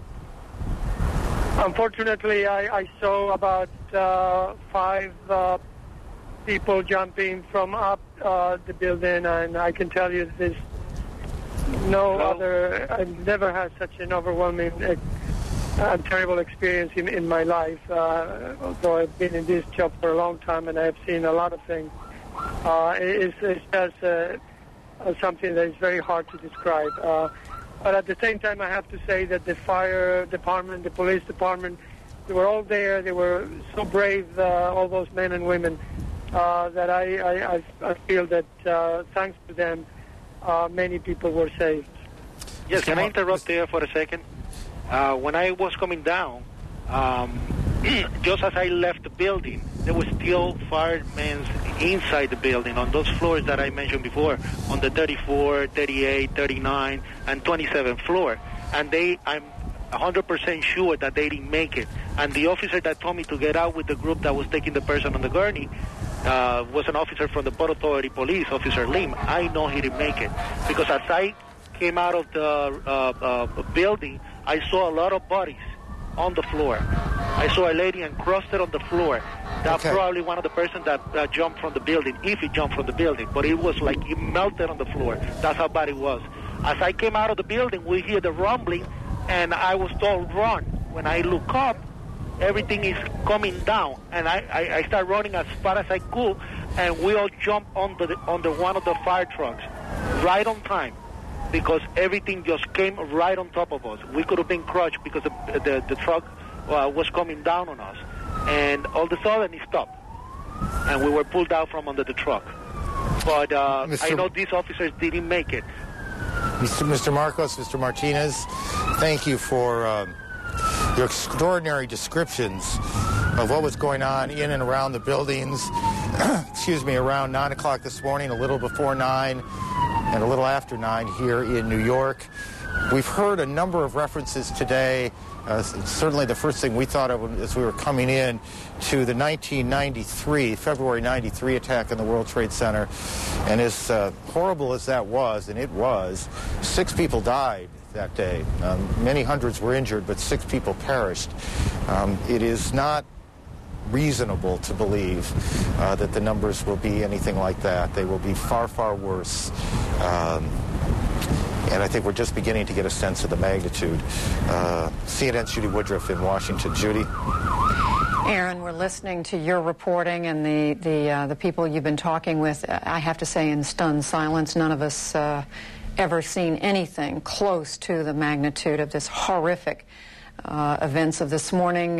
Just to quickly recap, 4 commercial airplanes in the United States, 2 United Airlines, 2 American Airlines, have crashed. We know 2 of them went into, and you can see the flights here, American Airlines Flight 11 leaving Boston on the way to Los Angeles. This is one of the planes, American Airlines 77 Dulles to Los Angeles. That plane, that second plane, believed to have crashed into the Pentagon, but again, that's not confirmed. The first American Airlines flight believed to have crashed into one of the World Trade Center towers. United Airlines Flight 93 leaving Newark on the way to San Francisco, believed to have crashed in Pennsylvania near Pittsburgh. And finally, another United Airlines flight believed to have crashed into the World Trade Center. In all, horrific, not just damage, but surely loss of life. It's far too early to know victims, the number of casualties. We do have some information we want to share with you. In addition to what you're seeing in New York City, one of those planes, as we said, crashed into the Pentagon. We're going to be taking you there in a moment to our correspondent, Bob Franken. But we want to let you know what we're learning, what our correspondents are learning, that in the last little while, 5 battleships, some of them destroyers, we know have left Norfolk and have moved out of port in order to be deployed for security reasons along the east coast of the United States. In addition, 2 aircraft carriers that were based in Norfolk, in the Norfolk area, have been moved out to sea and on their way to New York, to the New York area. Now, we don't have much more information than that. We were originally told they were just leaving port for safety reasons, for security reasons. We're now told that very specifically the mission of the aircraft carriers is to move into the New York area. The mission of the battleships to be deployed along the East Coast. And, of course, as we get more information, we'll share that with you. As I turn to Bob Franken at the Pentagon, I just want to tell you President Bush, we can tell you now, has been at Barksdale Air Force Base in Louisiana. He's now leaving that site on his way to an undisclosed location. Authorities telling us that they will not tell us where he is headed. Secretary of State Powell, the same story there, on his way back to the United States from a conference in Peru to an undisclosed location, and leaders of the United States Congress, both parties and both houses of Congress, moved to an undisclosed location. Now to our correspondent at the Pentagon, Bob Franken, who is, I believe, at a safe distance there from what's been going on. Bob, please bring us up to date. Well, we're on the east side of the Pentagon, as you can see, Judy, and you can see over my shoulder that smoke continues to billow, smoke that is sometimes thick, sometimes a little dissipated, but we're talking about 4.5 hours after a plane, it is described as probably being a jumbo jet-sized plane, crashed into the Pentagon about 9:20 this morning. We now want to show you what it looks like on the west side. This is video that was shot by Vito Maggiolo, who is an assignment editor and producer for CNN, who was able to get video. You can see that firefighters there are fighting in an area, rings 4, 5, and 6, on the west side of the Pentagon. Vito says that it was an area, in his estimation, that was about 30 yards wide and about 10 yards deep into the building. The firefighting was hampered, he says, because inside the building, sprinklers, standpipes, other forms of hydrants were damaged. There's an estimate that several hundred firefighters and emergency workers are there at the Pentagon. We're also told, of course, that there have been evacuation efforts throughout the day. We can see those. We do not have an estimate on the number of casualties. I can tell you that from our vantage point, we have seen a constant parade of casualty units, military casualty units, civilian ambulances, fire engines, and the like going to the Pentagon. There, of course, have been casualties, but as I said, we don't have any sort of estimate about that now. Now, we do also have somebody to talk with us who was an eyewitness to the actual crash. He was watching from Arlington, Virginia, which is a suburb over. His name is Tim Timmerman. Mr. Timmerman, are you with us right now? I sure am. You're a pilot. Tell us what you saw. Well, I was looking out the window. I live on a 16th floor overlooking the Pentagon and the corner apartment, so I have quite a panorama. And being next to National Airport, I hear jets all the time, but this jet engine I heard was way too loud. I looked out to the south, to the southwest, and it came right down 395, right over Columbia Pike. And as it went by the Sheraton Hotel, the pilot added power to the engines. I heard it spool up a little more. And then I lost it behind a building, and then it came out, and I saw it hit right in front of it. It didn't appear to crash into the building. Most of the energy was dissipated and hitting the ground, but I saw the nose break up, I saw the wings fly forward, and then the conflagration just engulfed everything in flames. It was horrible. What can you tell us about the plane itself? It was a Boeing 757, American Airlines, no question. You say that there was a Boeing, and you say it was a 757 or 767. It's hard. 757. 757, yeah, which American of course Airlines. is American Airlines, one of the new generation of jets, and of course, it was not. It was so close to me. It was like looking out my window and looking at the helicopter. It was just right there. We were told that it was. We were told that it was flying so low that it clipped off a couple of light poles on its way in. That might have happened behind the apartments that occluded my view, and when it reappeared, it was right before impact. And like I said, I saw the airplane disintegrate and then just blow up into a huge ball of flames. So there was a fireball that you saw. Absolutely, and the building shook, and it was, quite a tremendous explosion. What did you see after that? Nothing but the flames, and I sat here and I took a few pictures out my window, and I noticed the fire trucks, and the response was just wonderful. Fire trucks were there quickly. I saw the area. The building didn't look very damaged initially, but I do see now, looking out my window, there's quite a chunk in it. But I think the blessing here might have been that the airplane hit before it hit the building, hit the ground. A lot of energy might have gone that way. That's what it appeared like. Well, there is, of course, we've heard some discussion about the fact that it could have been worse had it actually gone a little bit higher and gone into what's called the ring, the center of the Pentagon, exactly. which is exactly. This is a five-sided building. Right. As you know, the rings are A, B, C, D, E. It has just caught the E ring on the outside, and that's why I felt it didn't look as damaged as it could be. It looked like on the helipad, which is on that side. Right. Did you see any people being removed, any injured being removed, that type of thing? No, sir. I'm up at about a quarter of a mile, maybe a little bit closer, and at that point I saw nothing like that. Tim Timmerman, thank you very much. An eyewitness duty to the crash. We still have no idea about the number of casualties. We know that there is a gaping hole on the west side of the Pentagon. As you can see, the smoke continues to billow. Judy? All right, Bob Franken, and of course our audience, no surprise, hospitals in the Washington area dealing with casualties from the plane crash at the Pentagon. We were told a few hours ago there's a blood shortage in the Washington area. Hospitals wanting people to know if you are in a position to donate blood, it would very much be needed and appreciated.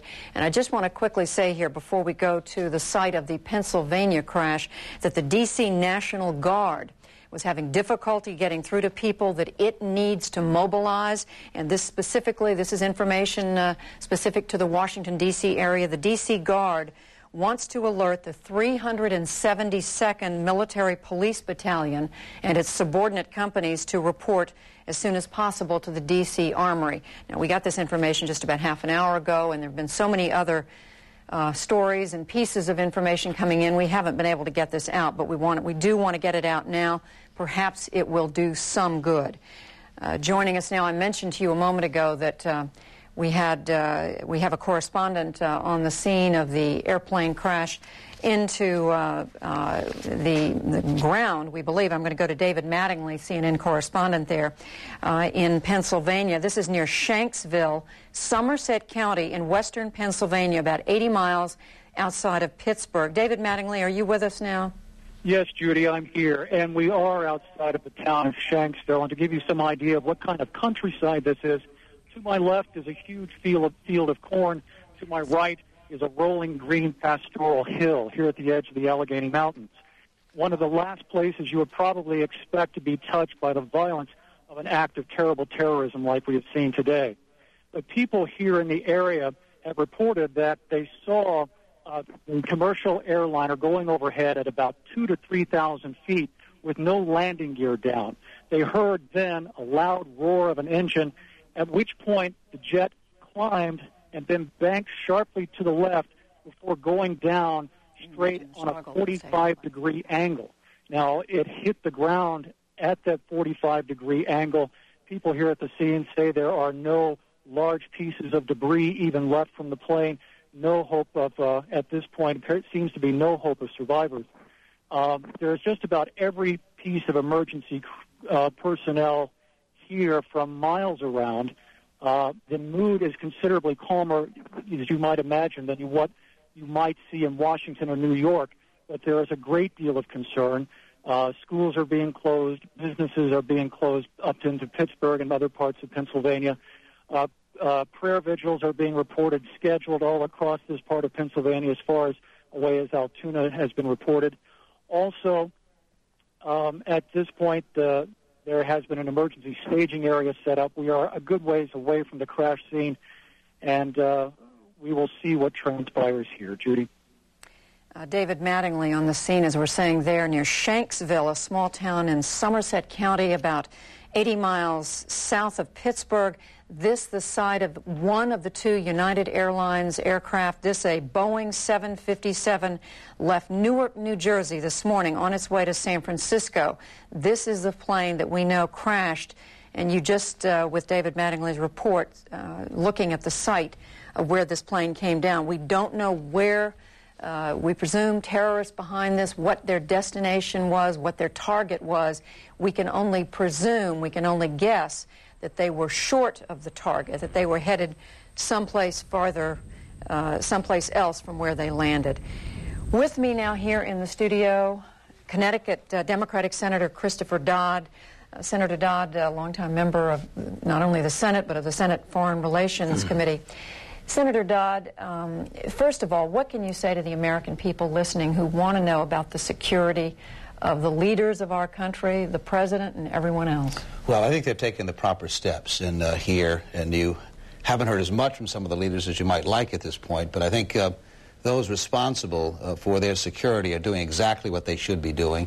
I'm told that they're in very good shape, that they are being isolated because we don't know the magnitude of this effort. It's beyond our imagination already what has occurred, and if someone or organization clearly responsible for this sophisticated an effort, the potential for them doing more damage is obviously obvious. And so making sure that our leaders are secure is the right step. And for those who may be wondering abroad who are watching this program, Judy, I'm a Democrat, as you know. We stand completely and totally behind our president. We may have our differences from here from time to time.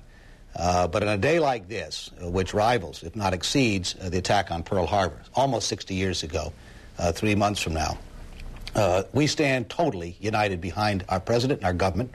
They are taking the proper steps. We're pulling together as a people, and we will overcome this. Initially, obviously, our prayers and thoughts goes for those who've lost their lives, who've been injured in this incredible attack. And then Senator, we will... yes, I'm sorry. Senator, I'm just going to interrupt you now. We're told President Bush just about to be wheels up from Barksdale Air Force Base in Louisiana. And now let's go back to Aaron Brown in New York. Judy, thank you. Senator, thank you both. I believe we have former Secretary Henry Kissinger on the phone. The Secretary is in Germany today, and he joins us on the phone from there. Mr. Kissinger, can you hear me okay? Yes, I can. Just quickly, sir, your reactions to what is unfolding in the United States today. Well, it's obviously a shocking event. It was... I was giving a speech when somebody came in and interrupted the question period to make that announcement, and nobody in the room believed it. They all thought it had to be a mistake.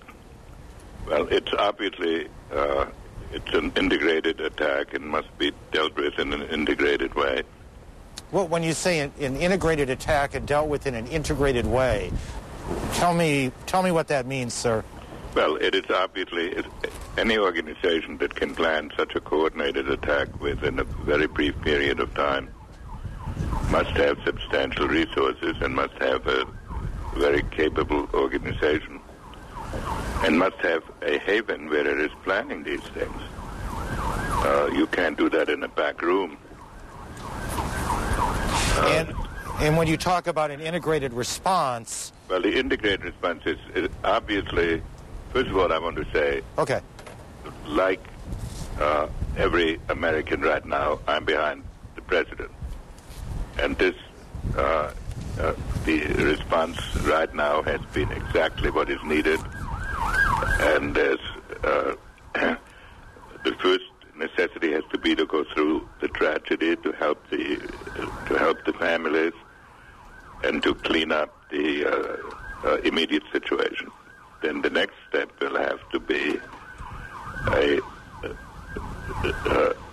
program to attempt to eradicate the source of this and to bring pressure and serious pressure on governments that harbor this kind of organization, and especially governments where we suspect that these organizations are located. Sir, for a long time, there's been a kind of cat and mouse game, and I don't make light of this in any sense when I say game, between the governments that harbor terrorists and our government, other Western governments. It's all changed today, hasn't it? I mean, the stakes have changed enormously. The response likely will change enormously. It's all different, isn't it? That's correct. When these terrorists dare to attack the territory of the United States, it then becomes a question of the functioning of our society. And we have to protect ourselves, and I'm sure we will. And I think it must now, it's not an isolated attack. It's not just an attack on an embassy, which is bad enough. And it can't be dealt with one retaliatory blow. It cannot be dealt with one retaliatory blow? No. There has to be a systemic attack. I don't know what that means. I understand. And I'm not sitting here with a great plan. I'm saying this is what I would think our government will want to work towards. And would you expect that we, the United States government, will find enormous international support for whatever actions the United States government chooses to take, or will there be those important governments that resist here? Well, first thing is we have to protect ourselves. We would, of course, like to get as much support as we can. And we will be able to judge our friends by the degree of support that we get. But there'll be some governments who say we have to understand the conditions that produce this. There will come a time to deal with its circumstances, but the immediate thing is these organizations have to be put on the run. If they have to spend all their time trying to survive, they have less time for terrorism.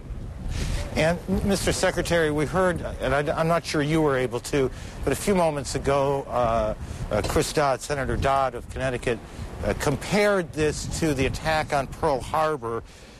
Can you give me any historical context for what has taken place today, or are we a bit too close to it all to understand it yet?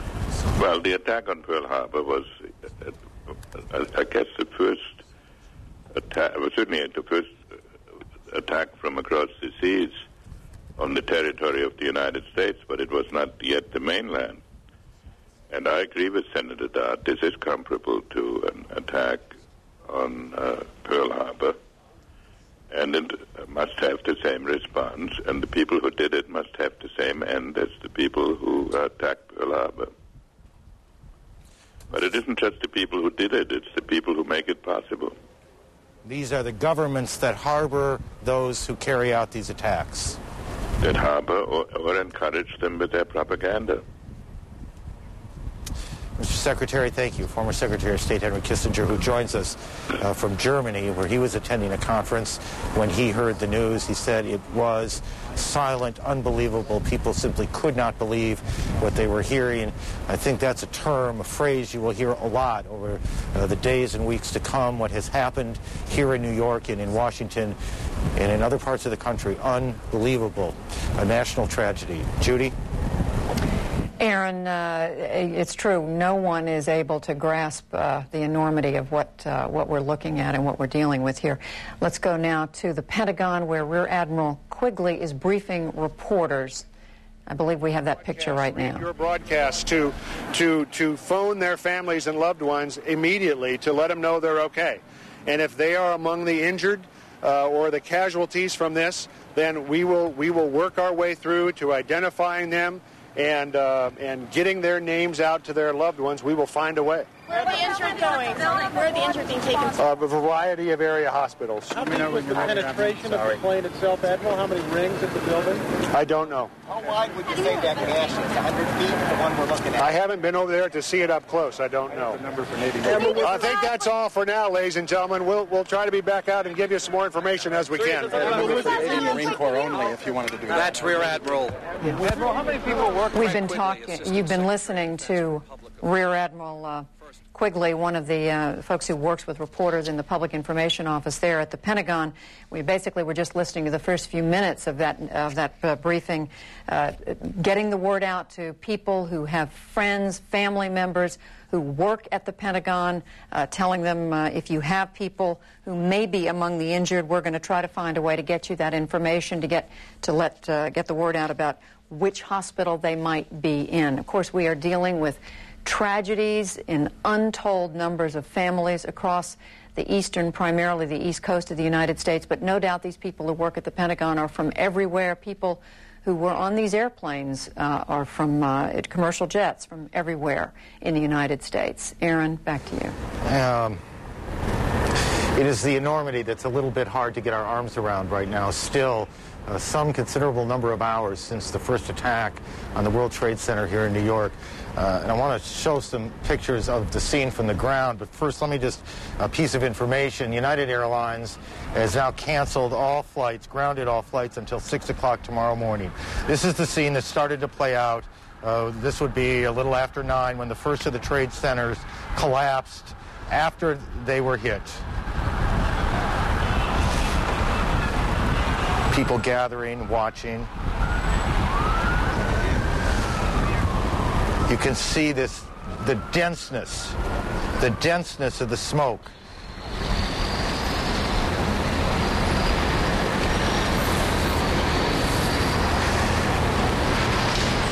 People leaving in a very orderly, calm way have been the reports all morning and afternoon long.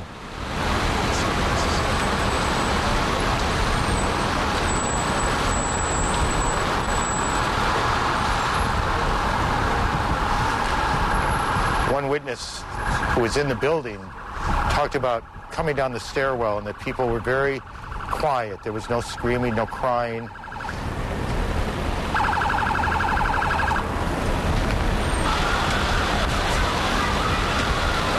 People shielding themselves against the smoke.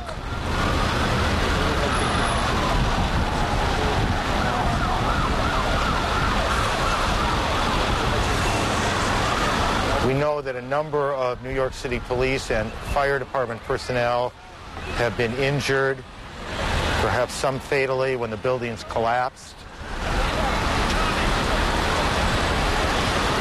We know that hospitals here in New York are in desperate need of blood.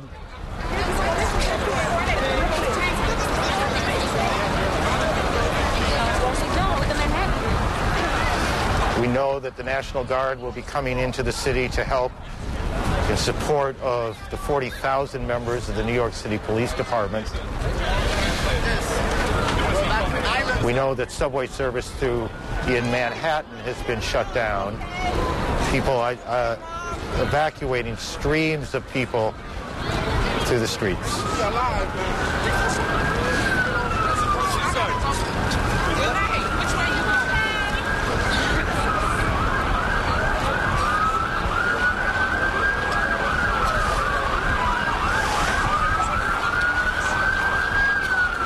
There are 50,000 people who go to work just in the Trade Center buildings, the two towers. How many of them were there at the time, we do not know. Thousands, tens of thousands more pass through, getting on and off trains, going to the retail shops and restaurants. Every one of those lives changed today, as perhaps in some way all of our lives have been changed today.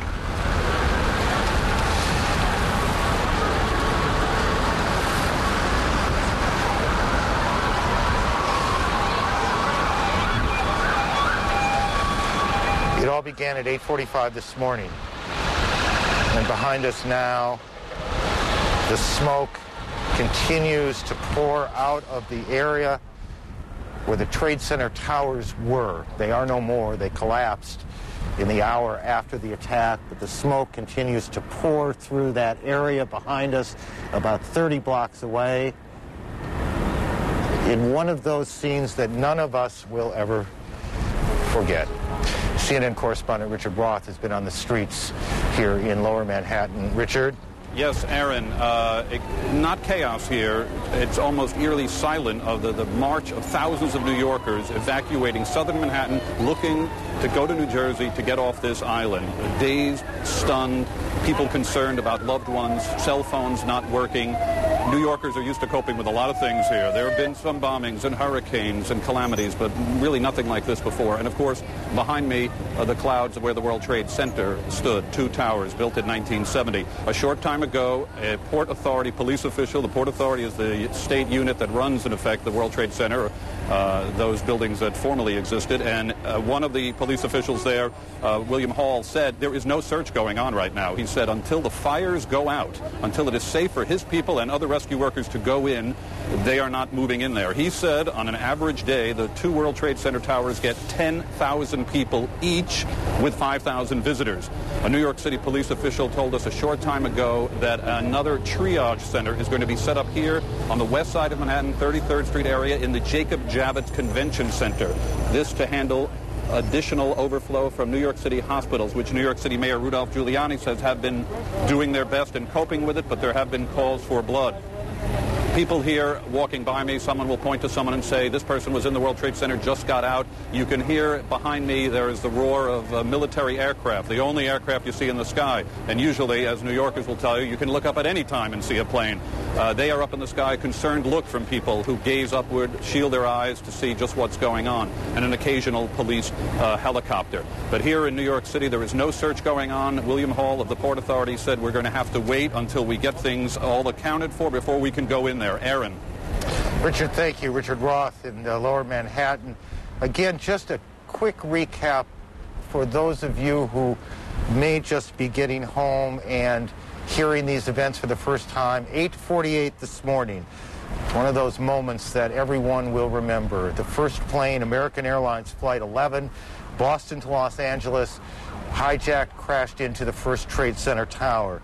At 9:04, the second plane, a United Airlines flight, United 175, Boston to Los Angeles, hit the second tower. About a half hour later, 9:38 Eastern Time, American Airlines Flight 77, Washington Dulles Airport to Los Angeles, crashed into the Pentagon, hitting just short of the Pentagon itself.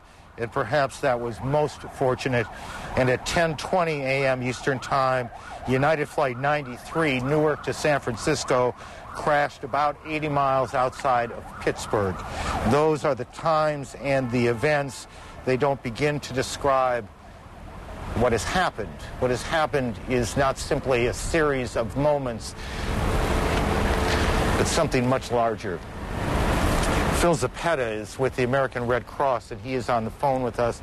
Mr. Zappetta, this is Aaron Brown. Can you hear me okay? Sure can, Aaron. Tell me what sort of strain is on the Red Cross's resources right now. Well, the American Red Cross responded immediately to all areas of this disaster.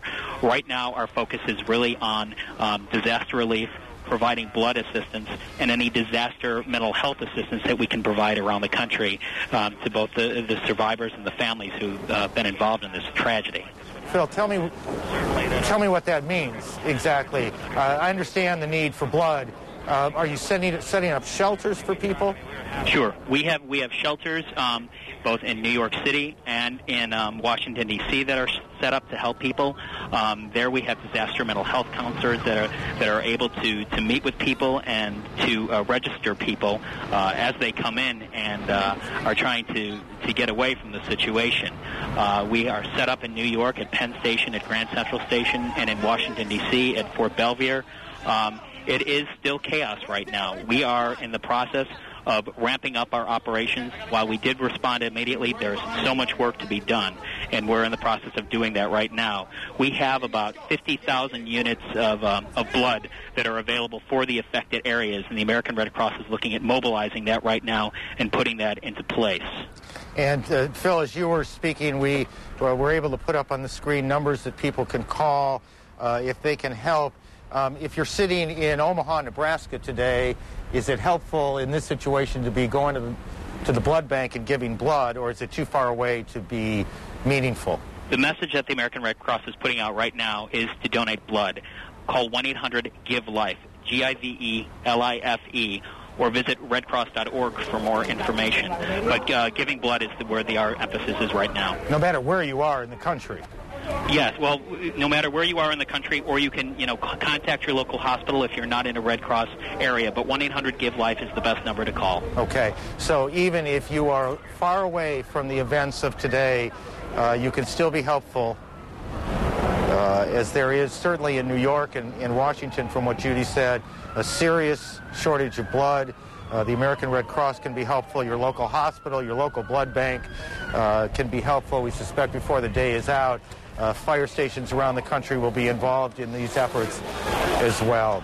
Phil, thank you. Is there anything else, by the way, before I let you go, that you want to say that would be helpful to our viewers or helpful to the Red Cross? Well, the Red Cross right now and our president, Dr. Bernadine Healy, extend our heartfelt sorrows to all families and everyone that's been affected by this. We just urge people to donate blood. Thank you very much, Phil, with the American Red Cross. Phil Zappetta with the American Red Cross. CNN's Miles O'Brien has been tracking the flight paths of these 4 planes that were involved. Miles, are you able to hear me in Atlanta? Yes, I am, Aaron. And tell me what you've been able to figure out to this point. Well, as you probably know, Aaron, there are various commercial websites that allow you to track commercial aircraft. Now, if you go to many of them right now, you're not going to get very far because they're being overwhelmed by interest in people. But even if you could get some of the data, we have just learned from the Federal Aviation Administration that every domestic airliner that was in the air is now on the ground. This is unprecedented in aviation history in this country. There's not a plane flying right now. At any given moment, typically there are 4,000 aircraft. Now, let's take a look at what happened on American Airlines Flight 11. Began in Boston, and it took off on time, 81 people aboard, 9 crew members, 9 flight attendants and 2 pilots. And let's sort of track what happened with this flight. As it went across Massachusetts and went down into the Albany area, actually up in the Adirondacks, it took a sharp dogleg.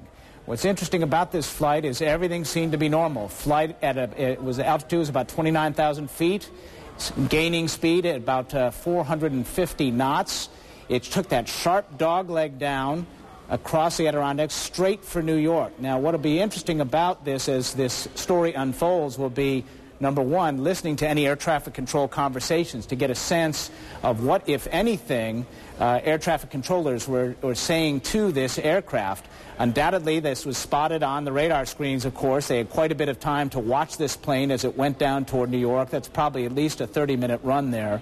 And during the course of that time, those air traffic controllers in those radar installations, New York Center, as it is called, would have been trying to contact American Airlines Flight 11 to indicate its intentions.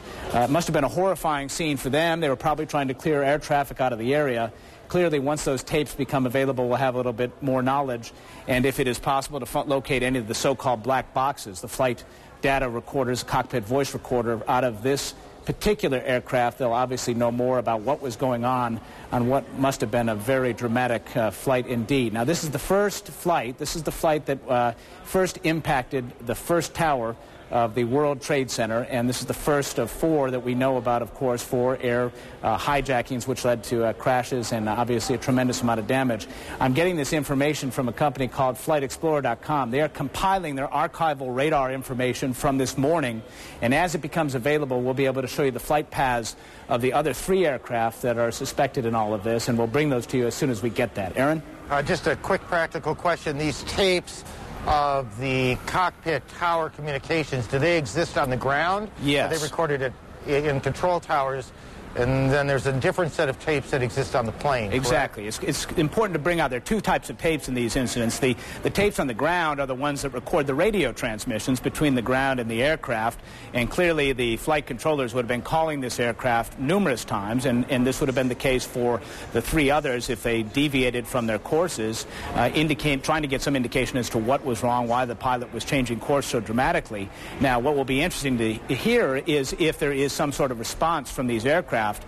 This will give us some clue as to who might have been in control of the plane at the time, or if there might have been some sort of struggle aboard, or if there was just a lack of a struggle. There's a lot of mystery here, obviously. Now, ultimately, as they go through the wreckage in these cases, it's possible that investigators, and there's a good chance because they have emergency locating devices on them, they'll find these so-called black boxes, and on those black boxes there might be much more information which might give authorities some clues as to who might be responsible. Several different kinds of information. There's technical information in these black boxes, what the airplane was doing in a sense, but there's also communications between the cabin crew that exist on those tapes, what pilot was saying to co-pilot. We might be able to hear, if these tapes are ever located, what the people who took control of these planes, and that's clearly what happened, seems clear that that's what happened, what they were saying. Whether these tapes will ever be found, obviously we don't yet know, but that is part of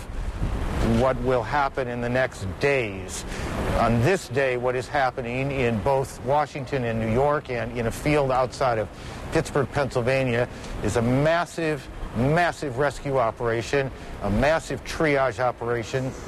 Thousands of people, presumably, have been hurt.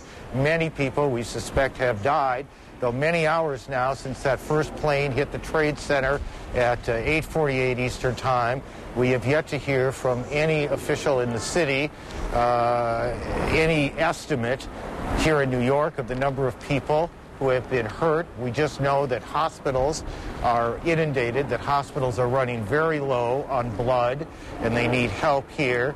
We know that the National Guard will be coming in here to New York to help in support of the New York Police Department. We would add here that a number of members, and we don't know how many, but after the police and fire responded to these two planes hitting the Trade Center, many police officers, many firefighters, many EMS personnel were in the area when the buildings collapsed. How many of them were hurt, we do not know. But we've been told now by two officials or former officials with the city that any number of people, police and fire officials, have been hurt as well. Judy in Washington, Judy Woodruff. Judy. And Aaron, just picking up on your conversation with Miles O'Brien a moment ago, and perhaps you all referred to this, and I apologize if I'm repeating, the Associated Press reporting on a passenger that was on United Flight 93. Now, this is the plane that crashed in Pennsylvania. About 20 minutes before that plane crashed, a passenger with a cell phone locked in a bathroom actually called an emergency dispatcher and shouted into the cell phone, "We are being hijacked, we're being hijacked." They apparently stayed on the phone with this passenger up until the moment when the passenger heard some sort of a loud noise, and then they lost contact. That's just one more piece of the stories, the many stories that we are pulling together as we watch these developments in Pennsylvania, here in Washington, and of course in New York City. And you just heard Aaron talking about incomplete information about casualties, what hospitals are dealing with. Now, these numbers I'm going to read you right now are only incomplete. We are just beginning to get this kind of information. We're told at Washington area hospitals right now, 53 injured, at least 3 more casualties on the way, although we have to believe that with the commercial jetliner that crashed at the Pentagon, or just in front of the Pentagon, and that was the Boeing 757, and these are the pictures of the Pentagon just outside the Pentagon. 58 passengers on board, 4 crew members and 2 pilots. It is impossible to believe that they did not all perish, and we don't know about others who work at the Pentagon who were in the part of that building that was most affected when that commercial plane went down. We've been talking with a number of people involved in in rescue. And right now we want to go to the president's statement. This took place just about an hour and 15 minutes ago. The president was on his way back to Washington from Florida. His plane touched down at an Air Force base in Louisiana, Barksdale Air Force Base near Shreveport. We can now report that information because he's since left Barksdale. But here is what President George W. Bush had to say in this statement. Freedom itself was attacked this morning by a faceless coward, and freedom will be defended. I want to reassure the American people that the full resources of the federal government are working to assist local authorities to save lives and to help the victims of these attacks. Make no mistake, the United States will hunt down and punish those responsible for these cowardly acts. I've been in regular contact with the Vice President, Secretary of Defense, the National Security Team, and my cabinet. We have taken all appropriate security precautions to protect the American people. Our military at home and around the world is on high alert status, and we have taken the necessary security precautions to continue the functions of your government. We have been in touch with the leaders of Congress and with world leaders to assure them that we will do whatever is necessary to protect America and Americans. I ask the American people to join me in saying a thanks for all the folks who have been fighting hard to rescue our fellow citizens, and to join me in saying a prayer for the victims and their families. The resolve of our great nation is being tested, but make no mistake, we will show the world that we will pass this test. God bless. President Bush made that statement just about an hour and 20 minutes ago at Barksdale Air Force Base near Shreveport, Louisiana. That was an unplanned stop that the president made at that place in order to talk with reporters, meet with others. Since then, Air Force One has taken off, President Bush being flown to an undisclosed location. We're told also that Secretary of State Colin Powell, who had been on his way back to the United States from Peru, being taken to an undisclosed location. Outside the Pentagon, CNN's military affairs correspondent Jamie McIntyre. And Jamie, you got very close to where that plane went down.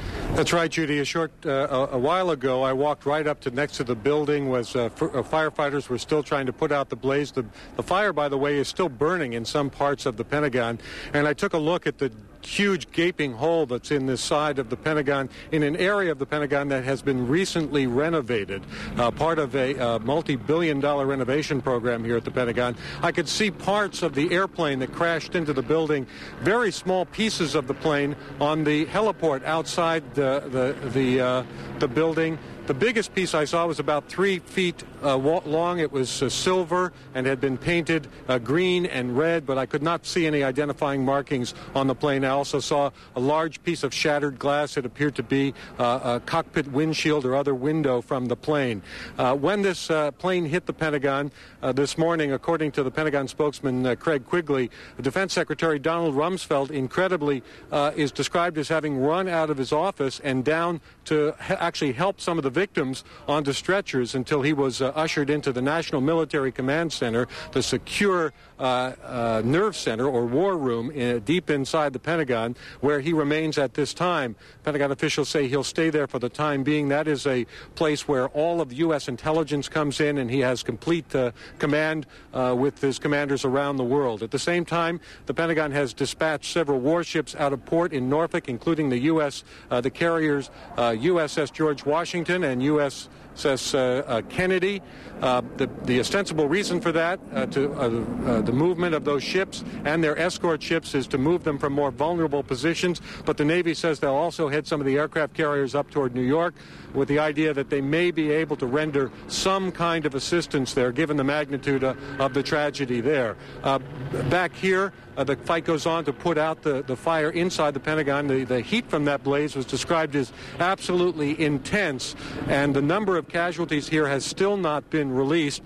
Dozens of people were taken away in ambulances, and the Pentagon is still not releasing any figures on deaths. But clearly people who had offices in that what is now a huge gaping hole in the side of the Pentagon, clearly there were some people killed in this tragedy. Judy?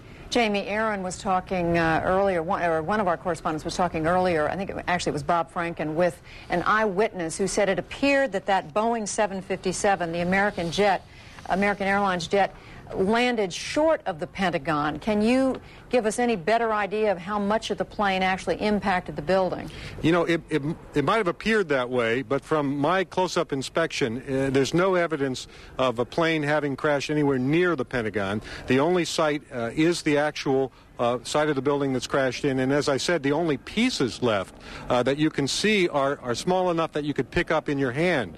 There are no large tail sections, wing sections, a fuselage, nothing like that anywhere around, which would indicate that the entire plane crashed into the side of the Pentagon and then caused the side to collapse. Now, even though if you look at the pictures of the Pentagon, you see that the floors have all collapsed, that didn't happen immediately. It wasn't until almost about 45 minutes later that the structure was weakened enough that all of the floors collapsed. And Jamie, this happened, we're now able to reconstruct about 9:38 this morning. At that time, Jamie, what are we talking about? Dozens, hundreds of people at work in the building? There are 24,000 people who work in this building, and most of them are at work at that hour of the morning. They were all evacuated from the building.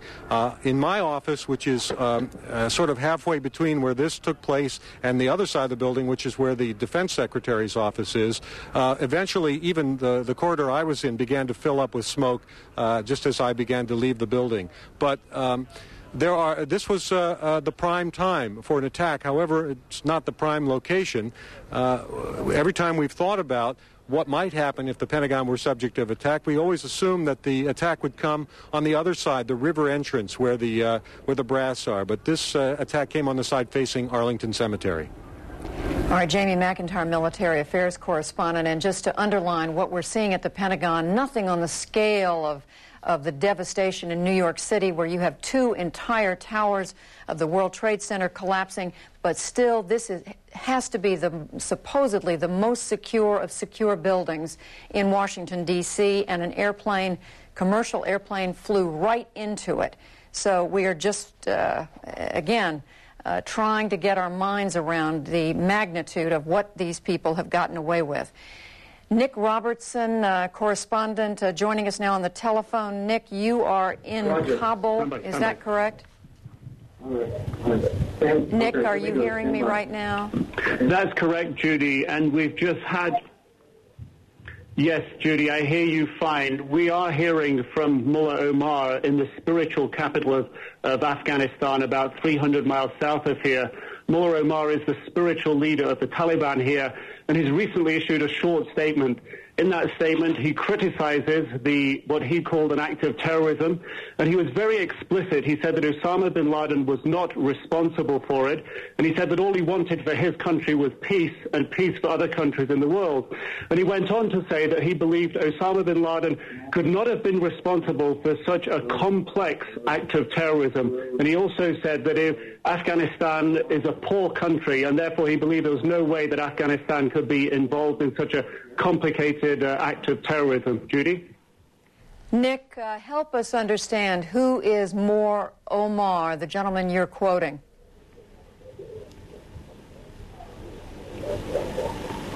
He is the spiritual leader of the Taliban. The Taliban run 95% of Afghanistan. They control the capital, Kabul. They control most of Afghanistan, the south of Afghanistan. Mullah Omar lives in the south of Afghanistan in the spiritual capital, which is the ethnic area that he comes from, the Pashtun area around Kandahar.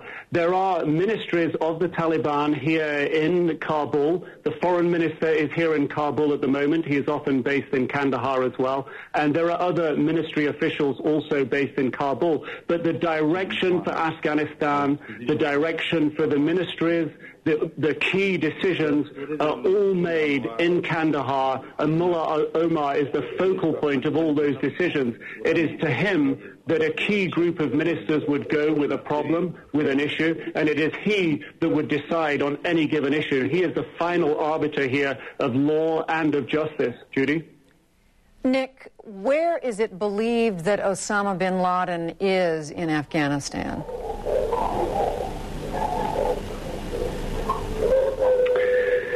That is a very difficult question to answer. Osama bin Laden, his location is kept extremely secret. As foreign media traveling around Afghanistan, one is often watched and an eye is kept on us by various ministries to ensure that we don't go searching around the country. Our movements around the country are generally restricted to main cities that are agreed in advance by the authorities. So it's very difficult to gauge where Osama bin Laden is. It is understood that he travels around at night. It's understood that he has operated out of various training camps that were built to help train Mujahideen fighters to fight the Soviet occupation in the 1980s. Those are based, some of them towards the border with Pakistan in an area called Host. Those were the training camps that were hit in the 1998 cruise missile attack on Afghanistan. It's also rumored that Osama bin Laden spends some time close to Kandahar, close to the spiritual leader of the Taliban, Mullah Omar. But to exactly put a fix on his location is a very, very difficult thing to do. He works by extreme secrecy. The very few journalists that have been able to meet with him over the last few years are always held at a location and taken blindfold to another location where they can interview him. So people generally, when they meet him, they don't know exactly where they are. They wait there, he arrives, he departs, then they're free to leave. He lives by extreme secrecy here. If necessary. All right, CNN's Nick Robertson joining us, as you could see, from Kabul, Afghanistan, the country run by the religious group, the Taliban, the group that has been suspected, believed for some time of harboring Osama bin Laden. Thank you very much, Nick. And again, we apologize for the delay in the audio there. It is because Nick is on this video phone, which is a new device that we're using, and there is always a delay. Tends to be a delay in audio.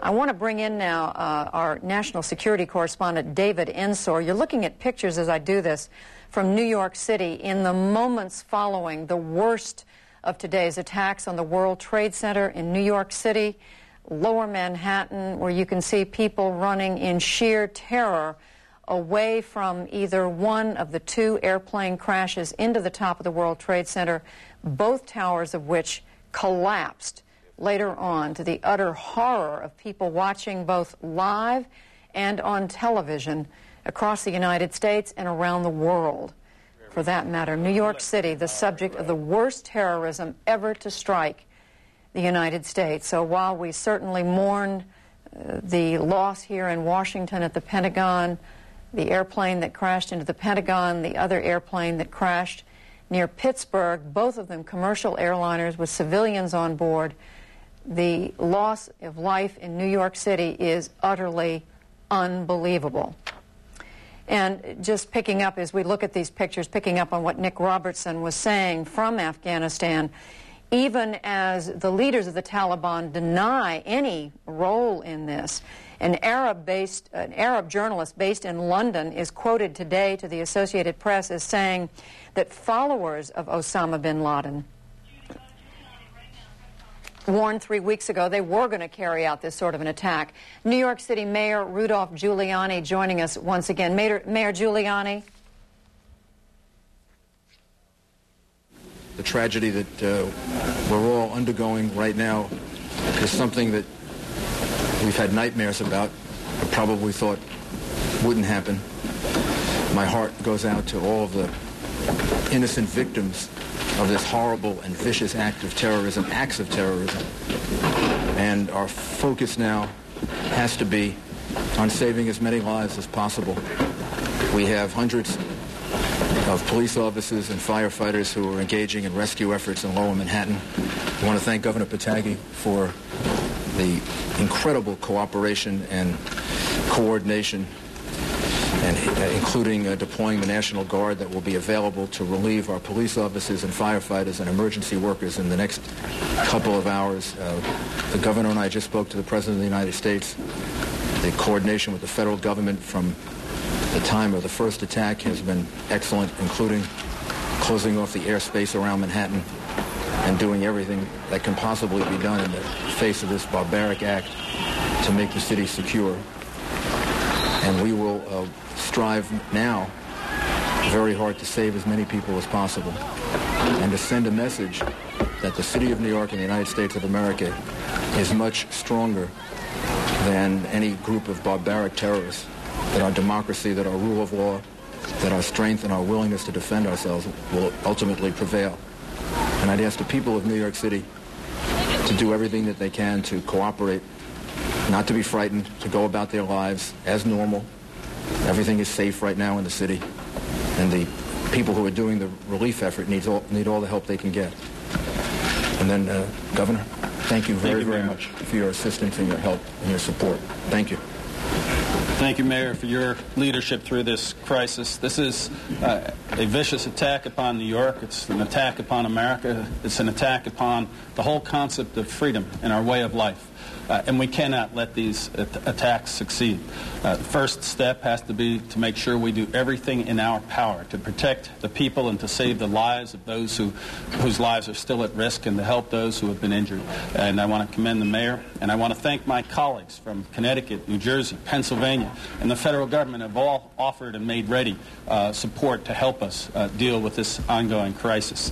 The people of New York are not only the freest and most diverse people in the world, we're also, I believe, the most capable of rising to meet the challenges of this type of attack. And right now we want New Yorkers to remain calm, to go about their business, to appreciate the fact that everything to provide for their safety is being done, to appreciate that everything that can be done to provide for the health and the needs of the people who are still at risk is being done, and that we will continue to work to make sure that we get through this as strongly and quickly as possible.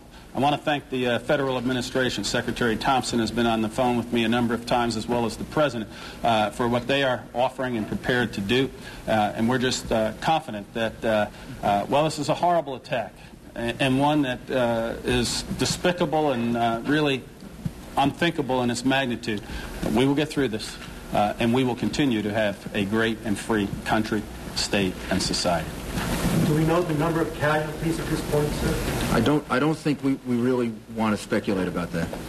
The number of casualties will be more than any of us can bear ultimately, and I don't think we want to speculate on the number of casualties. The effort now has to be to save as many people as possible. And I don't think we will know the answer to that until sometime tomorrow or the next day. Were there large numbers of firefighters? There are a large number of firefighters and police officers who are in harm's way, and we don't know how many we've lost. But there's no doubt we've lost some firefighters and police officers. Do you know anything about the cause of the explosions that brought the two buildings down yet? Was it caused by the planes or by something else? We believe that it was caused by the after effects of the planes hitting the buildings. We don't know of an additional explosion after.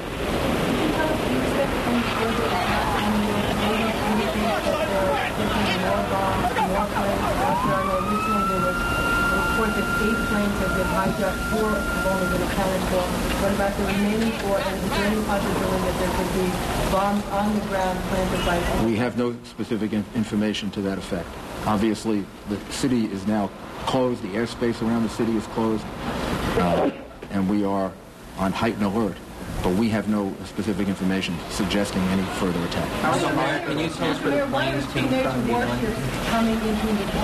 I think to give the people of New York confidence, to show that the federal government is standing with us, and to just to make certain that nothing further happens. This has been a very, very difficult and traumatic day for people of the United States and the people of the city. And I think that it's an act that shows that the federal government is going to do everything they can to support us and help us. Can you give us an idea of the extent of the rescue effort that's going on right now in Lower Manhattan? What the scope of this thing, this operation? There are over 1,000 rescue workers, probably about 2,000 that are deployed, trying to get into the buildings, trying to find people, trying to search for people. The governor and I spoke a couple of hours ago. The governor has deployed the National Guard to relieve them because our people are going to need reinforcements pretty soon. But right now they don't want to leave because they're searching for innocent citizens, and they're searching for some of their brothers and sisters. Are you finding survivors? Yes, we have some numbers that we can give you. We have 1,500 people at Liberty State Park who were evacuated, described as walking wounded. They were evacuated by ferry and other means. There are about 600 as of about 15 minutes ago in local hospitals that we account for, 600 people that are being treated in local hospitals. And there are 150 in particular that were critical, that were moved by EMS. New York City has 170 hospitals. So we have a lot of hospitals, and we're utilizing all of them. Probably the one that was the hardest hit was St. Vincent's Hospital. And I would like to just single them out and commend them, because as I was rushing down there, after the first plane hit, before the second, they were already deploying people on the street. I could see the doctors and nurses outside getting ready to receive people. And that was before the second plane actually hit the World Trade Center. What was your experience down there? Also blood donations.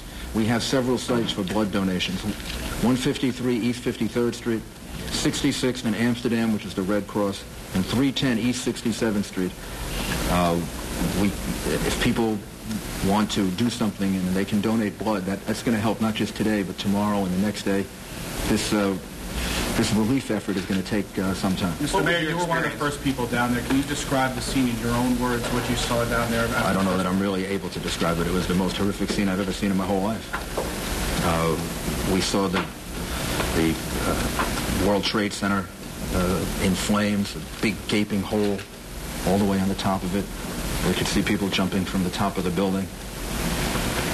And then we went into Barclay Street, 75 Barclay Street, I think it was, and we were there when the building collapsed. And it collapsed in part on 75 Barclay Street. So we were trapped in the building for maybe 10 or 15 minutes, trying to get out different exits.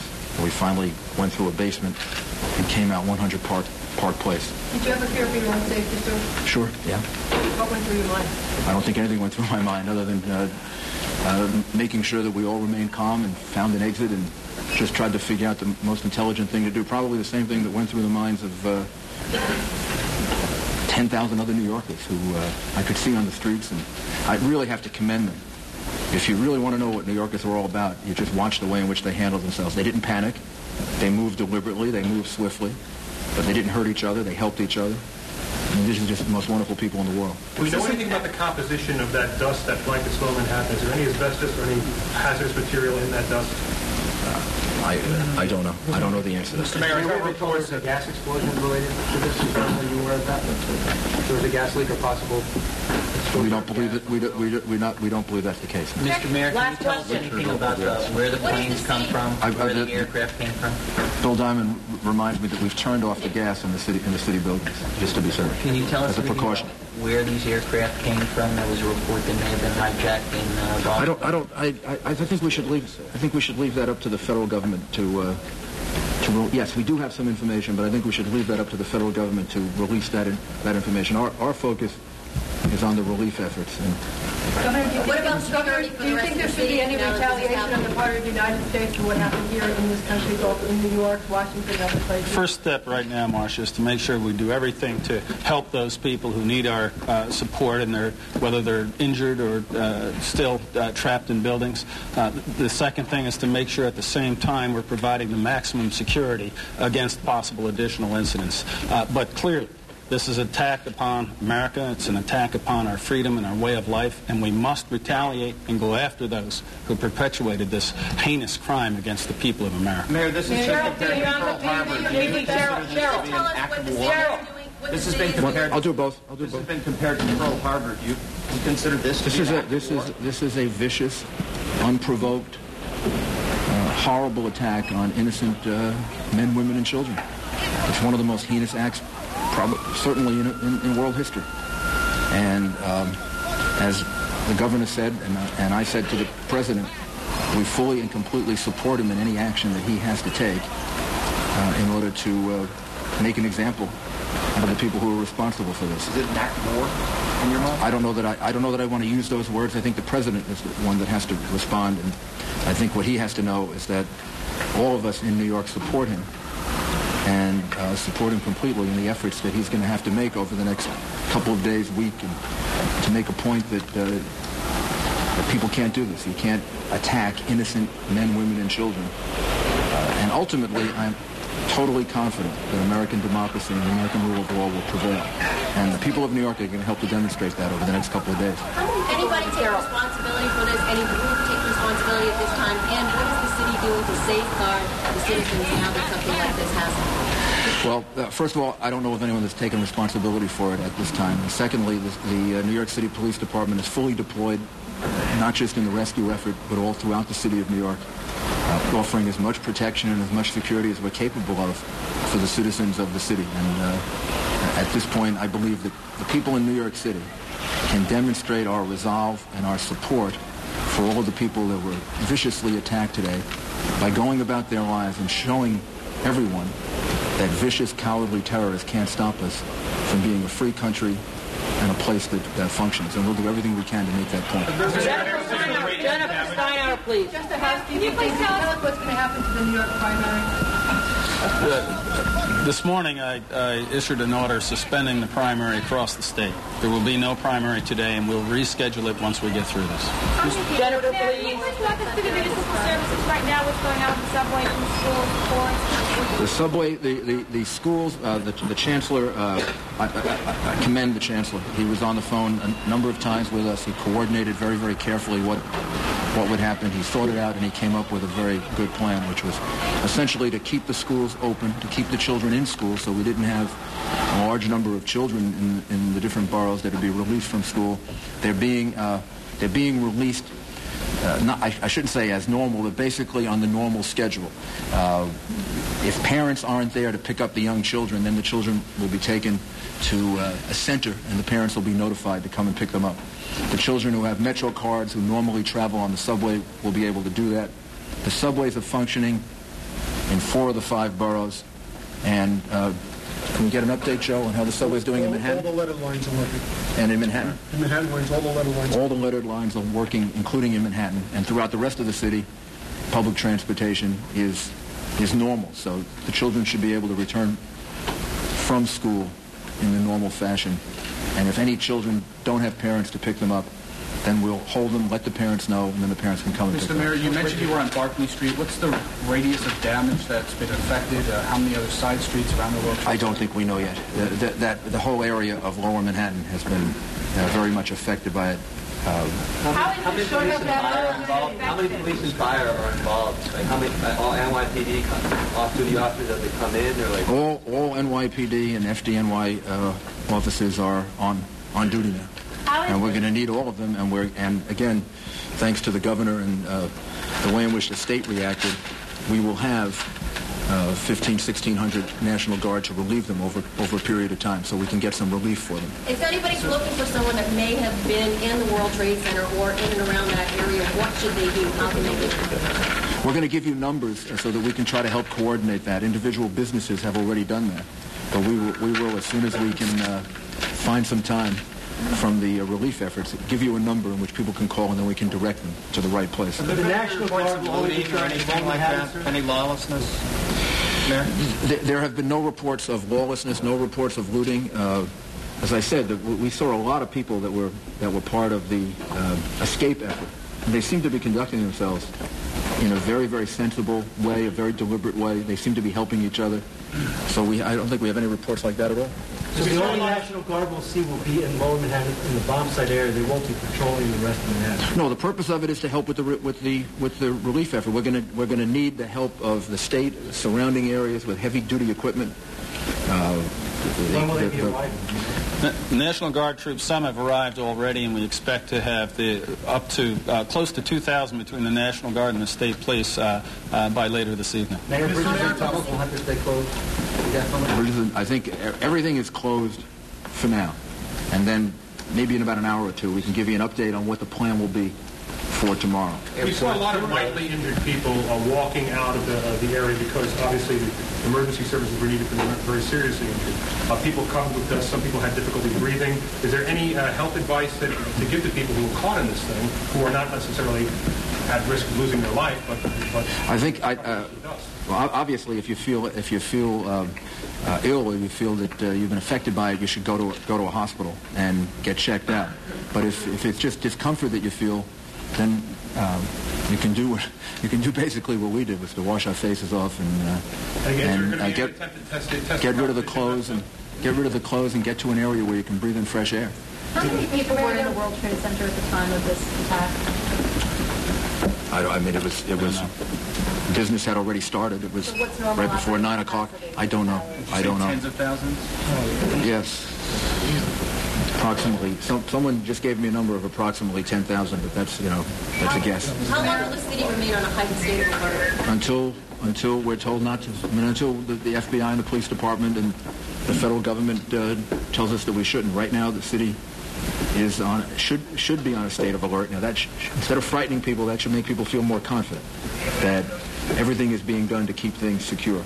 And again, let me emphasize that the reason for the National Guard, because I heard the question before, is to help with the relief effort, not because there's any fear of any other problems in the city right now. How is the Mr. Mayor, can you tell us about the other public areas, City Hall, One Police Plaza? When will she say for you to return? I don't know yet. Hopefully soon, but I don't know the answer to that. And we heard reports that One Police Plaza was evacuated. Was that true? No, the command center is open. And it was never. We have people in the command center right now. Mr. Mayor, there have also been reports of large loss of life among the police and firemen who were sent there to rescue people. How accurate are those reports? There is no question that we lost police officers and firefighters, and some that I know personally, and all of us here know personally, that we're very worried about. And we're not going to know the answer to that until much later. And maybe we should just close now and give you a briefing later. And I would just ask everyone, I talked to Cardinal Egan before, because he's at St. Vincent's Hospital. Everybody should, in their own way, say a prayer and ask God for help and for assistance, and also ask God to give us the strength to overcome this, because I know we're going to need strength to overcome it. And I want the people of New York to be an example to the rest of the country and the rest of the world that terrorism can't stop us. American democracy is much stronger than a vicious, cowardly terrorist, and we're going to overcome this. Thank you, sir. Thank you. New York Mayor Rudolph Giuliani and New York Governor George Pataki talking to reporters. The mayor urged New Yorkers to be calm and said they had been, and indeed in every picture we have seen of the area around the Trade Center, people were evacuating in a very calm, deliberate, no panic that we have been able to see from the pictures we have taken and the reporting we have done. The mayor said 1,500 walking wounded, as he described it, taken to Liberty State Park, 600 people in local hospitals, at least 150 people in critical condition. But in fact, the mayor said he would not even venture a guess at what these numbers will become as this day continues to unfold. And tomorrow, he acknowledged it'll be several days before we really know how many people have been hurt, how many people have died. We would add one other point here I don't believe we have mentioned. As you know, airports around the country have been shut down. Every airport around the country has been shut down for the first time in the country's history. The FAA says now that there will be no commercial air traffic in the United States until at least noon tomorrow. No commercial flights anywhere in the country, not just New York and Washington, anywhere until noon tomorrow. We know that many of you are just now coming home, joining us. And so we want to walk you through what has gone on both here in New York City and in Washington. We go to Atlanta and our colleague Joey Chin. Joey, good afternoon. Aaron, extraordinary coverage there on the rooftops in New York of this extraordinary and horrific series of events that we have been watching throughout this day here on CNN. Acts of terrorism, and it's such an unprecedented scope and scale. It is really quite difficult to follow, and quite frankly, there had been an enormous amount of confusion as all these events were unfolding through the day. So we are trying as best as we can to try to walk you through all this now, to bring you all up to date on what we know about the events that have taken place today. Beginning at 8:45 this morning, that is Eastern time, when the World Trade Center, the workday was well underway there in Lower Manhattan, an airliner crashing into one of the twin towers of the Trade Center. The people in New York, and then very quickly people all around the nation, watching just terrible horror as a thick black smoke billowed from the tower. But that, as it turned out, as it proved, was really just the beginning. 18 minutes later, just 18 minutes later, you see in the highlighted picture there on the right side another very big commercial jumbo jet moving towards the other tower of the World Trade Center, and there you see again the explosion taking place on camera for all to see. Quite apparently, quite specifically designed to do that. That was at 9:03 Eastern. Cameras were trained on the two twin centers. Of course, you know that the Trade Center was the target of a terror bombing back in 1993, which killed 6 people. The attack injured so many more, and it really does pale in comparison to what we are seeing today, although, as you just heard from the mayor of the city of New York, nobody wants to make a guess yet on what the final toll will be. In the middle of all of this, suddenly Washington became a target. You see it here. This is the Pentagon, which we always view as some sort of an impenetrable fortress. Pentagon, the symbol of the nation's military might, also a command post today. Pentagon racked by the explosion that occurred at 9:45 this morning. Witnesses say that the commercial aircraft crashed into the Army side of the building. And that has been confirmed by authorities. Is about this time that the federal government ordered all the nation's airports closed and ordered all planes in the air to get on the ground. And as you just heard from Aaron Brown, commercial aircraft will not be in the nation's skies again until sometime tomorrow. Now we'll move ahead to 10 o'clock Eastern. The first of the two Trade Center towers collapses, and you see the tremendous plume of smoke and debris left. This is an image we cannot forget.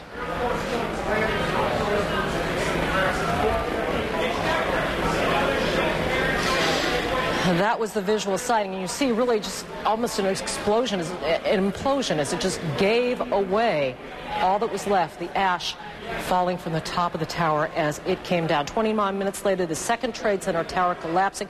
We can report that we know some 50,000 people work daily in the area of the Trade Center buildings. These towers are U.S. landmarks. They receive tens of thousands of visitors each day. The mayor of New York City has said that he does believe a horrendous number of lives has been lost in the course of this tragedy, but he did not want to wager any sort of speculation on what the final toll would be. At least one witness told us that in the moments before the buildings collapsed, he saw people leaping to try to save their own lives from the Trade Center towers. Back in Washington, we get a closer look at what occurred at the Pentagon. What was left, the great flames in the gaping hole of the Pentagon, apparently left by that hijacked plane that crashed into the Department of Defense. Again, we're told this is the Army side of the building of the Pentagon building, which of course has 5 sides. Now, a commercial aircraft, we also know, has crashed in Shanksville, Pennsylvania. That is southeast of Pittsburgh, about 80 miles southeast of Pittsburgh along I-76. The report says that just before the crash, a passenger who was on board telephoned 911 saying that the plane had been hijacked and trying to get help. Now that would explain the crash there for all 4 planes that have been confirmed as being hijacked over U.S. skies today. Again, 2 crashing into the World Trade Center towers, 1 into the Pentagon, and this last one, you see the debris of it there in the agricultural area, the farming areas, the rolling hills of Pennsylvania. I want to now try to show you some live pictures now of Lower Manhattan at this hour. Again, you still see a thick plume of smoke there. Aaron Brown standing by again in his vantage point on a rooftop in New York City now. Aaron, what are you seeing? Joey, thank you. We can see, as our viewers can see, the smoke continues to billow out of the Trade Center buildings more than 6 hours after the planes hit. 50,000 people going to work in those buildings.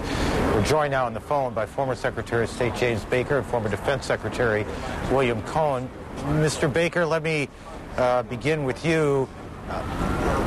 You've been involved in some extraordinary events in the course of your government service.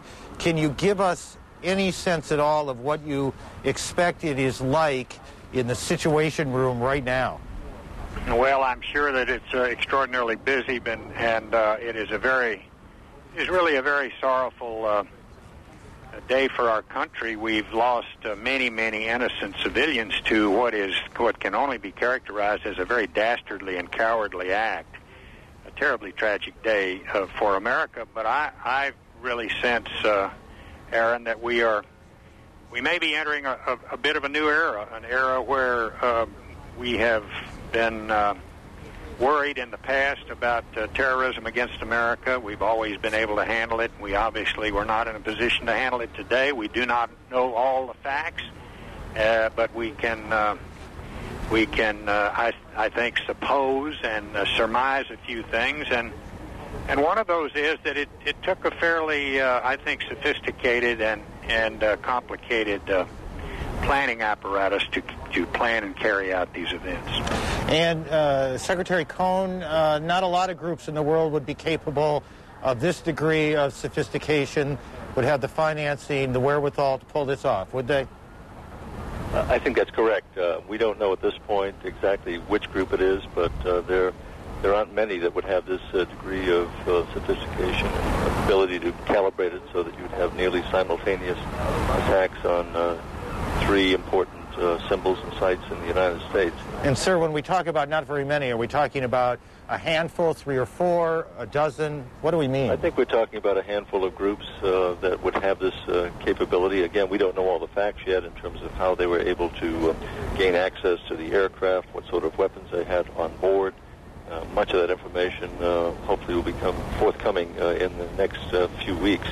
But at this point, we simply have to gather all the information we can to make sure that we can carry out President Bush's vow to hunt down and punish those responsible for this, what Jim Baker just said, dastardly act. There are a few acts in our history that certainly measure up to the magnitude of the loss of life and what it means to this country, and I think that Jim Baker had it right. We're entering a new period, and it's going to cause us to focus our efforts in terms of reconciling what kind of society we can continue to have where we have a persistent threat against innocent civilians in a democratic society. We're going to have to engage in a very constructive and intense debate on how we measure the trade-offs between protecting our people and protecting our civil liberties.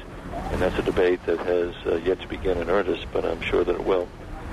We now know that the president is in Nebraska, that he is Sarasota, Florida this morning, where he was to give a speech on education to Louisiana. He's now in Nebraska participating in a national security briefing.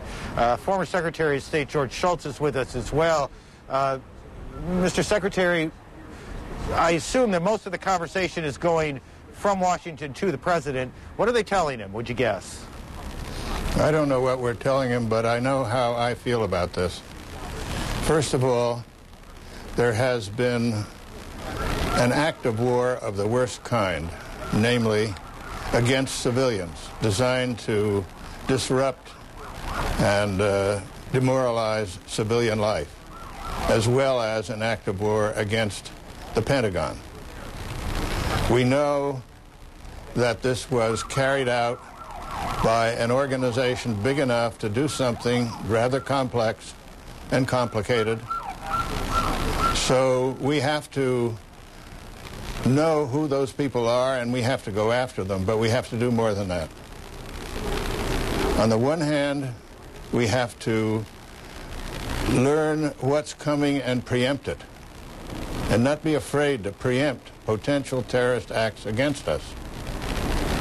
And then we have to look to our own security and give ourselves the kind of reassurance that we deserve, that we're doing the things necessary so we have our children back to our schools, our government officials back in their offices, and these people are not able to stop a resilient, powerful, strong country as we are. Mr. Schultz, you said we ought not be afraid to preempt it. Have we been afraid to preempt it? It's hard to preempt. Well, we've done some in the past. It's hard to preempt because you have to know who it is you're going after very clearly and have the right kind of intelligence. But it only underlines the importance of strong intelligence, not only electronic intelligence and photography and so on, but we have to have a very capable human intelligence to know and be able to preempt these sorts of things. Secretary Cohn, you were in office, if memory serves me correctly, when the Cole was attacked. Obviously, this is a much more horrific event. Did the Cole incident flash back in your mind? It flashed back in my mind, but also the bombings in East Africa flashed even more vividly before me, because they were, again, nearly simultaneous explosions directed against innocent civilians. And to follow up on Secretary Schultz just mentioned, we indeed did gather together and vow to have the long arm of justice reach out and take those down who are responsible for it. But we also took preemptive action. That was the basis on our attack in Afghanistan, when we had intelligence that there was to be a gathering. Well, we're obviously having a lot of crosstalk and a technical problem. We'll sort it out and we'll try and get our guests back. We mentioned a moment ago there were 50,000 people who come to work each day at the World Trade Center. There are literally tens of thousands more who come into the city, each of them affected. But the effect of this, we suspect, is much broader than that it'll affect everyone in the country. Former Secretary of State George Shultz says American life been changed. I know forever seems a bit farther than I want to go, but American life been changed today? No. American life will pick up. We have to look to our security, obviously, and be careful about it. But we're not going to allow these terrible people to change our way of life. They just aren't going to be able to do it. We'll defend ourselves adequately. We will find out who they are. We will get rid of them, and we'll learn how to preempt these attacks. But we're not going to change our way of life because of these people. I reject that entirely. And so we respond, and then people get on airplanes again with the same sense of security that they had before. People go to the Trade Center with the same sense of security they had before. I'm afraid it'll be a while before they go to the Trade Center. But as far as the use of commercial aircraft are concerned, yes, I think we'll have our aircraft back in operation. We'll have to have tighten and be very careful as people get on these planes so that we feel secure that we've done everything possible to keep people off who obviously took over a plane. They did it very skillfully. The pilots apparently weren't able to put out any kind of an SOS, and they must have been able to fly the plane. So we're dealing with an organized group. They have to have a safe haven somewhere that allows them to do these things. So let's go after them. Mr. Secretary, thanks for joining us today. Secretary of State, former Secretary of State George Shultz, James Baker, former Secretary of State as well, and Secretary of the Treasury, and William Cohn, former Senator from Maine and Secretary of Defense in the Clinton administration, all joining in and all offering similar messages that what happened today cannot be allowed to change the basic core of American life, and that the United States must hold accountable and responsible not simply those who carried out these actions in New York and in Washington, and perhaps another plane as well, the plane that crashed in Pittsburgh, but also any government that has turned a blind eye to terrorist groups, that has offered them safe haven or support, financial, physical support, whatever, that they must be held accountable as well. James Kallstrom, former FBI here in New York, joins us. He's in Delaware. Mr. Kallstrom, can you hear me? I can hear you fine. what are you hearing? Are you hearing things now? Do you have a network of people who are calling in, or that you're calling, who are telling you what they're finding out? Well, I certainly have a network of friends, and they're busy doing their work, not calling me. The only people calling me right now are the news media. Okay. What's going through your mind? What are the questions beyond the most obvious? Who did this? What is it that you want to know? First off, just the immense tragedy of this event and the desire to save as many people as we can save in this terrible, terrible situation. Second thought is that, you know, since '93, with the bombing of the World Trade Center the first time, people that hate us and hate what we stand for and hate our way of life have demonstrated that over and over again. I don't have to go through all the different events, but we all know what they are. And today, they've brought that terrible hatred to the United States of America, and we as a country, as a nation, need to stand together. I agree totally with George Shultz, who I admire tremendously, that we need to go find out who these people are, and with respect to collateral damage, we need to not let this happen again. And I think this puts about 5 exclamation points on why we in this country need a sophisticated, dedicated, high morale team of intelligence agencies and law enforcement that work together. Not that if it was any better than it was the last 5 years, I'm not saying it wasn't good, but it needs to be the best and continue to be the best. But you're suggesting it has not been good enough. Well, in a free society, you know, it's virtually impossible to know everything about every bunch of cowards and crazy people that populate the world, unfortunately. But we need to get as close to that as possible without changing our way of life. And I think that exclamation point just hits home today, and we need to stop this. We need not to change our way of life. We need to find out who did this, and I'll tell you right now, that's a short list of people. And our government knows pretty much what that short list is. They're putting the final touches, I'm sure, and will over the course of the next few hours, next few days, and we need to do something about it. Sir, thank you for your time today. Appreciate joining. We have shown you a number of times the video of this second plane that at 9:08 hit the Trade Center. We have, I believe, some still pictures of that plane as it moved. I'm seeing them for the first time with you, so bear with us. You can see that in the first shot, the plane approaching the Trade Center. And here in the second frame, you can see in the front, I believe what we saw there was the plumes of smoke and fire from the hit on the first building. The plane now visibly closer to the Trade Center building. It is just the most extraordinary and painful thing to look at because you know what's happening. Mr. Kallstrom, are you able to see these pictures, by the way? Mr. Kallstrom? Yes, I am. Were you able to see those? I was able to see that, yes. As you watch that, as you've seen that, I hear the anger builds, doesn't it? It does. It certainly does build. I mean, it's unbelievable. It's unbelievable. I mean, we're trained in many ways, both of us, by profession, not to use words like unbelievable, and then you confront moments like this where, in fact, unbelievable is about the only word that seems to apply.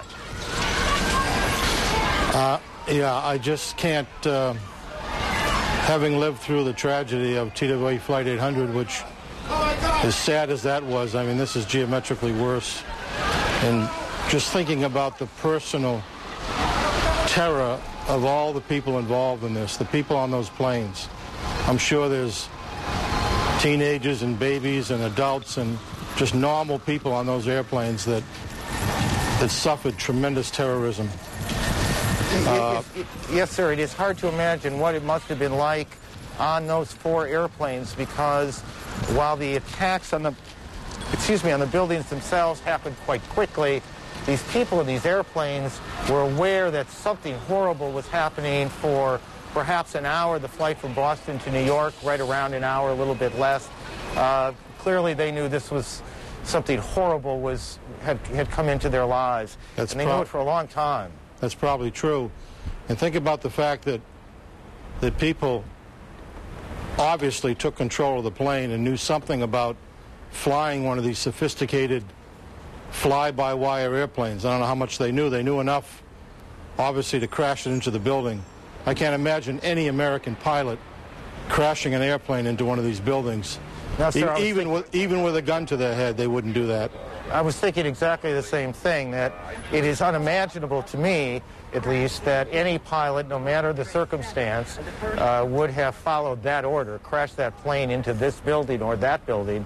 I don't know what they would have done, how they'd have dealt with it, but it is unimaginable they would have followed that order. So you've got people that not only are willing to give up their lives for just a horrendously, in my view, stupid, cowardly act, but are sophisticated enough to fly a modern jet plane. It was described by Secretary of State Schultz, and I don't know if you heard it, as an act of war against the United States. Do you see this as an act of war? I think it's clearly an act of war. I think it's, in many ways, it's a different time, but it's everything that Pearl Harbor was and more. It just puts an exclamation point next to this dangerous world we live in. And the inability to appease people that are this demented with rhetoric. It hasn't worked. It's not going to work. We can see what happened today. All peace-loving people of the world, all people that believe in democracy and freedom need to stand against this. Any country that harbors or aids this type of activity anywhere in the world needs to declare which side they're on, and we need to seriously do something about this, and I believe we will. Mr. Kellstrom, thank you for joining us to Washington, and our colleague Judy Woodruff. Judy. Aaron, again, listening to your conversation with James Kellstrom and the others, it's we can only begin to grasp the magnitude of what's happened here. And I keep thinking back to what your New York City Mayor, Rudy Giuliani, said about 30 minutes ago.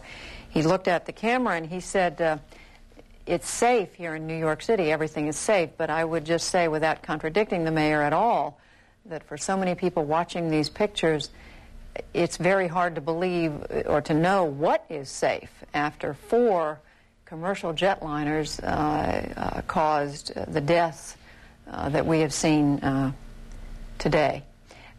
We have right now, we want to show you some pictures, some conversations with people on the streets of New York City this morning about the time of the airplane crashes into the World Trade Center. Let's listen. The actual airplane hitting the building. It was surreal. As we looked at it, we thought it was something out of a movie. It just didn't seem real. The airplane just came in at a tilt. We heard the scream of the plane, then a crack, crack, crack, boom, boom, boom, and the plane just disappeared. You didn't see the plane anymore, and then you saw the blowout from the other side. A lot of people equate this to something like Pearl Harbor.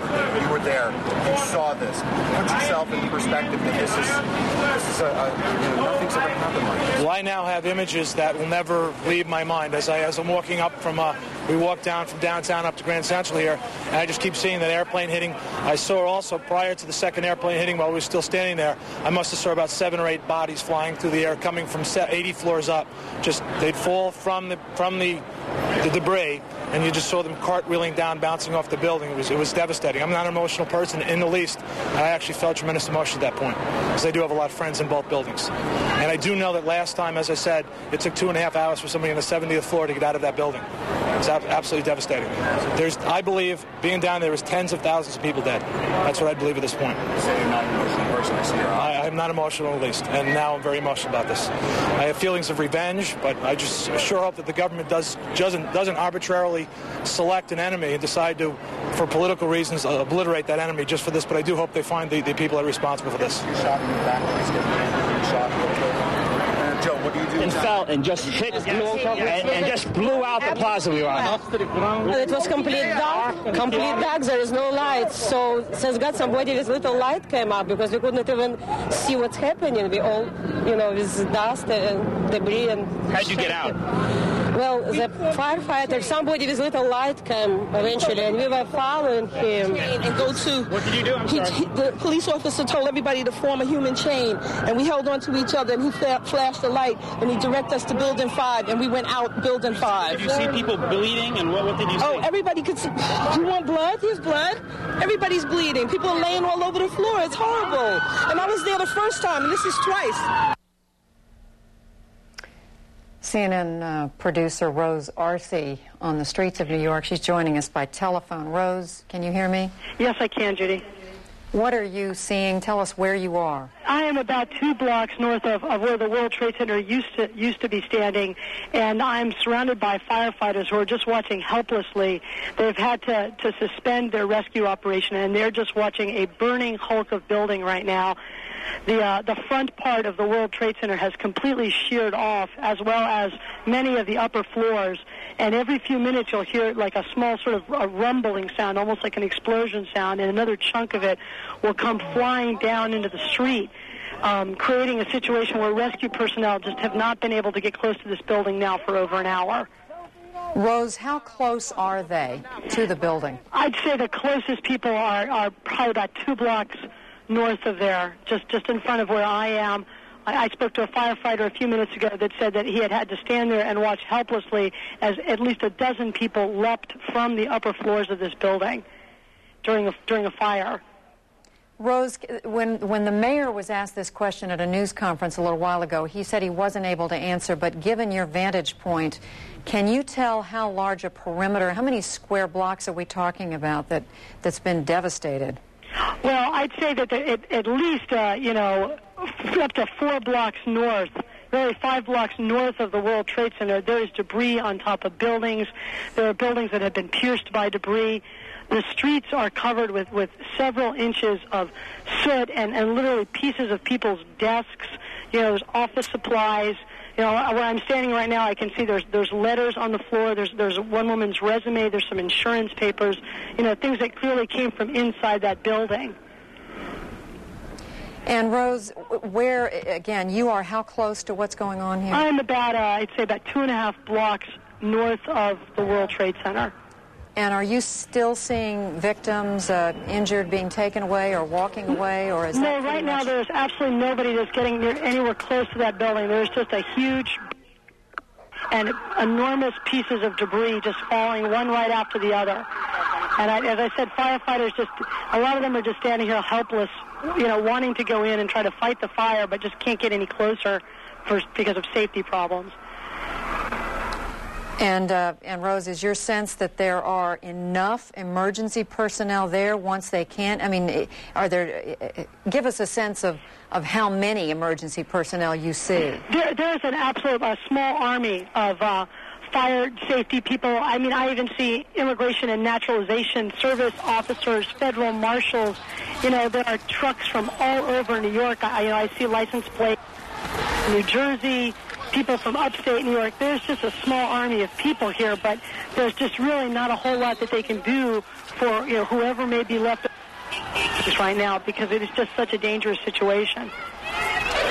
CNN producer Rose Arce, she's talking to us right now. She's a few blocks away from the World Trade Center, describing efforts by rescue personnel who just cannot get close because it is still a very dangerous situation. You heard her say large pieces of debris still coming down. And these pictures we're showing you, all of them taken earlier in the day since the first airplane hit the World Trade Center about 8:48 this morning.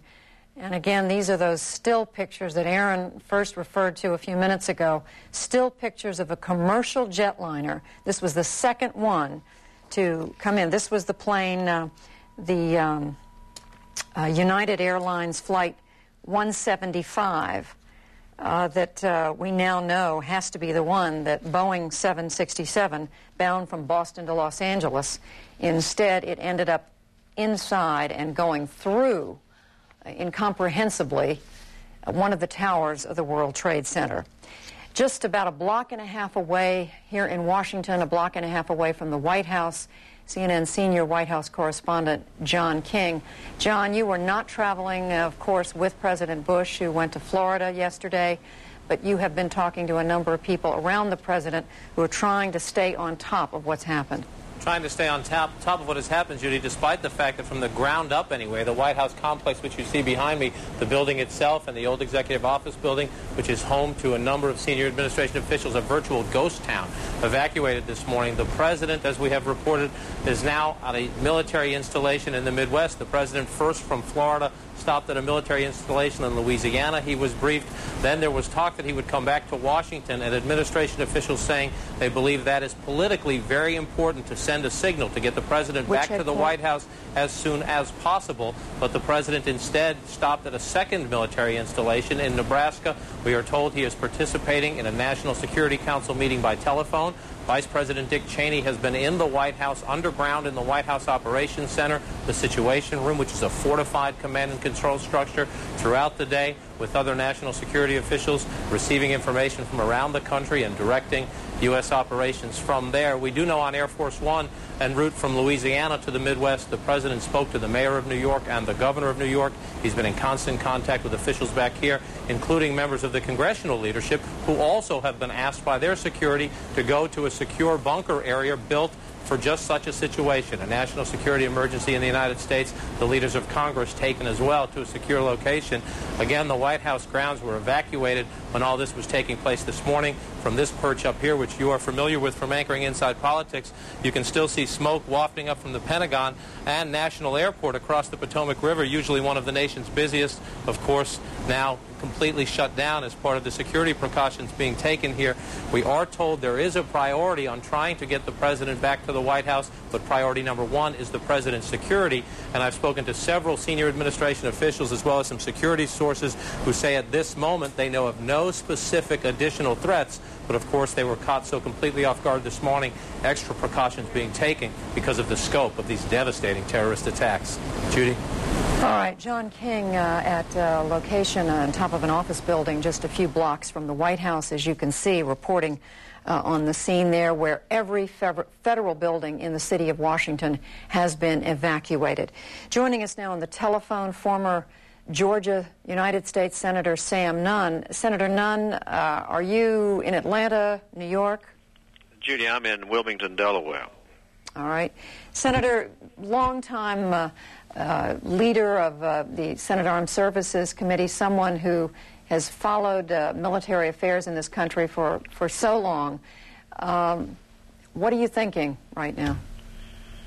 First, it was certainly a day of hate in terms of what was perpetrated by whoever did this, and second, a day of sorrow for the people who are the victims and their families. And it certainly was a cruel and heartless and monstrous type attack. I think it's very important that we steadfast in this country. We always rise to the occasion and work together when we're in a crisis, and I think this qualifies for mustering the American will to remain calm and collected and determined and firm, but most of all, solidarity here at home with the president, following his lead, with the governors, with mayors, with the people on the scene, the front lines, the firemen and the policemen and the medical personnel and the nurses and the doctors, people we take for granted every day, but God bless them, and we need to be with them and behind them and help them in every way we can.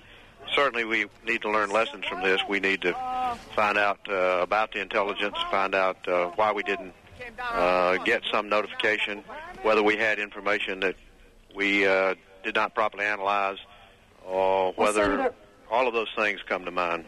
Senator, I want to ask you about that because there has to be many people out there watching who feel betrayed, who want to know why is it that how is it that something on this scale could be carried off when they thought the United States was the safest country on the earth? Judy, I think that's a good question, and I think our intelligence people have to be asked those hard questions, and they will be. I think we also need to put it in perspective, though. We've had efforts against America for the last 20, 25 years, some of them almost of this magnitude in terms of the planning, and they've been warded off by law enforcement and intelligence. So we have to put it in somewhat perspective, and we have to also understand some of our other nations in the world have been under not exactly this kind of attack, but similar type terrorism for a long time, including Great Britain, including Israel and the Middle East, including Germany. So we have to understand that America is an open society, and we're vulnerable to this, and we need to do everything we can to tell the people of the world that we expect them to be solid with us, too, because we need world condemnation here. Certainly when we find out who did it, we need to retaliate, and we need to demand that the world stand solid with us in condemning any country that houses or supports terrorism. All right, former United States Senator Sam Nunn, Democrat of Georgia, joining us on the telephone, longtime leader of the Senate Armed Services Committee and certainly a leader in U.S. military affairs. Speaking of military leaders, we have now joining us live from Little Rock, Arkansas, former NATO commander General Wesley Clark. And General Clark, you and I talked a little bit earlier today about what's happened. I know you have sources. Have you learned any more about either... We've obviously been looking at pictures of the horrific evidence of what happened, but have you learned any more about suspicions, information, about what might have been behind this? Well, actually, I know that there will be a great deal of effort underway to find out who could have contributed to this, and there are various groups who could have been part of it. These groups often change their names, they have interlocking memberships, and so it will take time to run this down. But I think it's clear now, with the hindsight of a few hours, that how well coordinated this attack was, that it was launched from multiple airports, that it picked aircraft that had the largest possible fuel loads to increase their explosive capacity, that the people who were involved knew how to take over aircraft and fly them into the targets. And clearly they had some idea of the symbols of American power that they wanted to strike. And so I think we've got to allow some time for our military to work through this. I am reassured in talking to people inside the Pentagon that the command and control system in there is totally intact.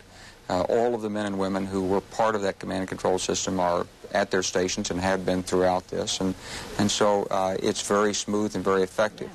I'm thinking about all those people who were in that part of the Pentagon that was struck by the aircraft. We know there are a number of men and women who served there who aren't accounted for, and presumably there are casualties and fatalities there. But the command and control functions are totally intact. But General Clark, what do you say to Americans, and this is the same version of the question I just put to Senator Nunn, who would say, we thought we lived in the safest country on earth, and now we find out that places that we thought were invulnerable, the Pentagon of all places, one of the most secure locations in Washington, much less in the country, the Twin Towers of the Trade Center, a building that had already come under terrorist attack and had been under increased security, to know that these kinds of places, and we've been told, at least I'm informed that Senator Orrin Hatch has said to some of my colleagues at CNN there was an indication that Camp David may have been a target of the jetliner that crashed in Pennsylvania. This is the sort of thing that makes people want to reevaluate everything. Well, I've heard the same rumor about Camp David, but we know that for all of our unique power in the world today, the United States is also uniquely vulnerable. We've been targeted for years by a number of these groups, and many people have warned for some time that there's really no ultimate protection against terrorism, and particularly international terrorism. There's no telling how many of these efforts that are similar or perhaps lesser in scale have been broken up by the United States or by our allies, and yet this one has succeeded, and I know there'll be some hard questions asked. But Judy, one thing that comes through very clearly in this is that in an era where global communications are the way they are, and there's movement of people and ideas and communications, that it's not possible to have only one nation deal with the problem of international terrorism. Greater international cooperation and coordination is required, and certainly no state should be supporting and sponsoring the presence inside its borders or the activities out of its borders of international terrorists. And that's one very important message that comes from this terrible tragedy, and I'm sure our government will drive this home very strongly in all of the international fora. I was just on the phone with people in Europe, and as you probably know, NATO headquarters has responded by ordering the evacuation. Of course, by the North Atlantic Charter, an attack on one member of NATO is an attack on all of NATO. And how this will play itself out in coordination with our allies remains to be seen. But here's clearly an area where the United States desperately does need the support of all of our allies, and I'm sure we'll have that support as we deal with the consequences of this tragedy. General Wesley Clark, a former NATO commander, joining us from Little Rock, Arkansas. General, thank you for joining us once again today. Thank you, Judy. Thank you. Aaron in New York City. Judy, there was something absolutely chilling as General Clark walked through the planning that must have taken place. The planes that were picked, the reasons that those planes were selected is absolutely chilling. CNN's Mike Hanna in our bureau in Israel joins us now. Whenever something like this happens, I guess you look to the Middle East. Mike, what's the situation in Israel now? Well, Aaron, in an area that has been racked by violence by nearly a year, all have been closely watching events as they've unfolded in the United States. There has been a blanket condemnation from all leaders in the region of the events that have taken place there, and commiseration about the extensive loss of life that has occurred. However, when news of the events started to filter through in Palestinian areas, there were sporadic incidents of celebration in the streets in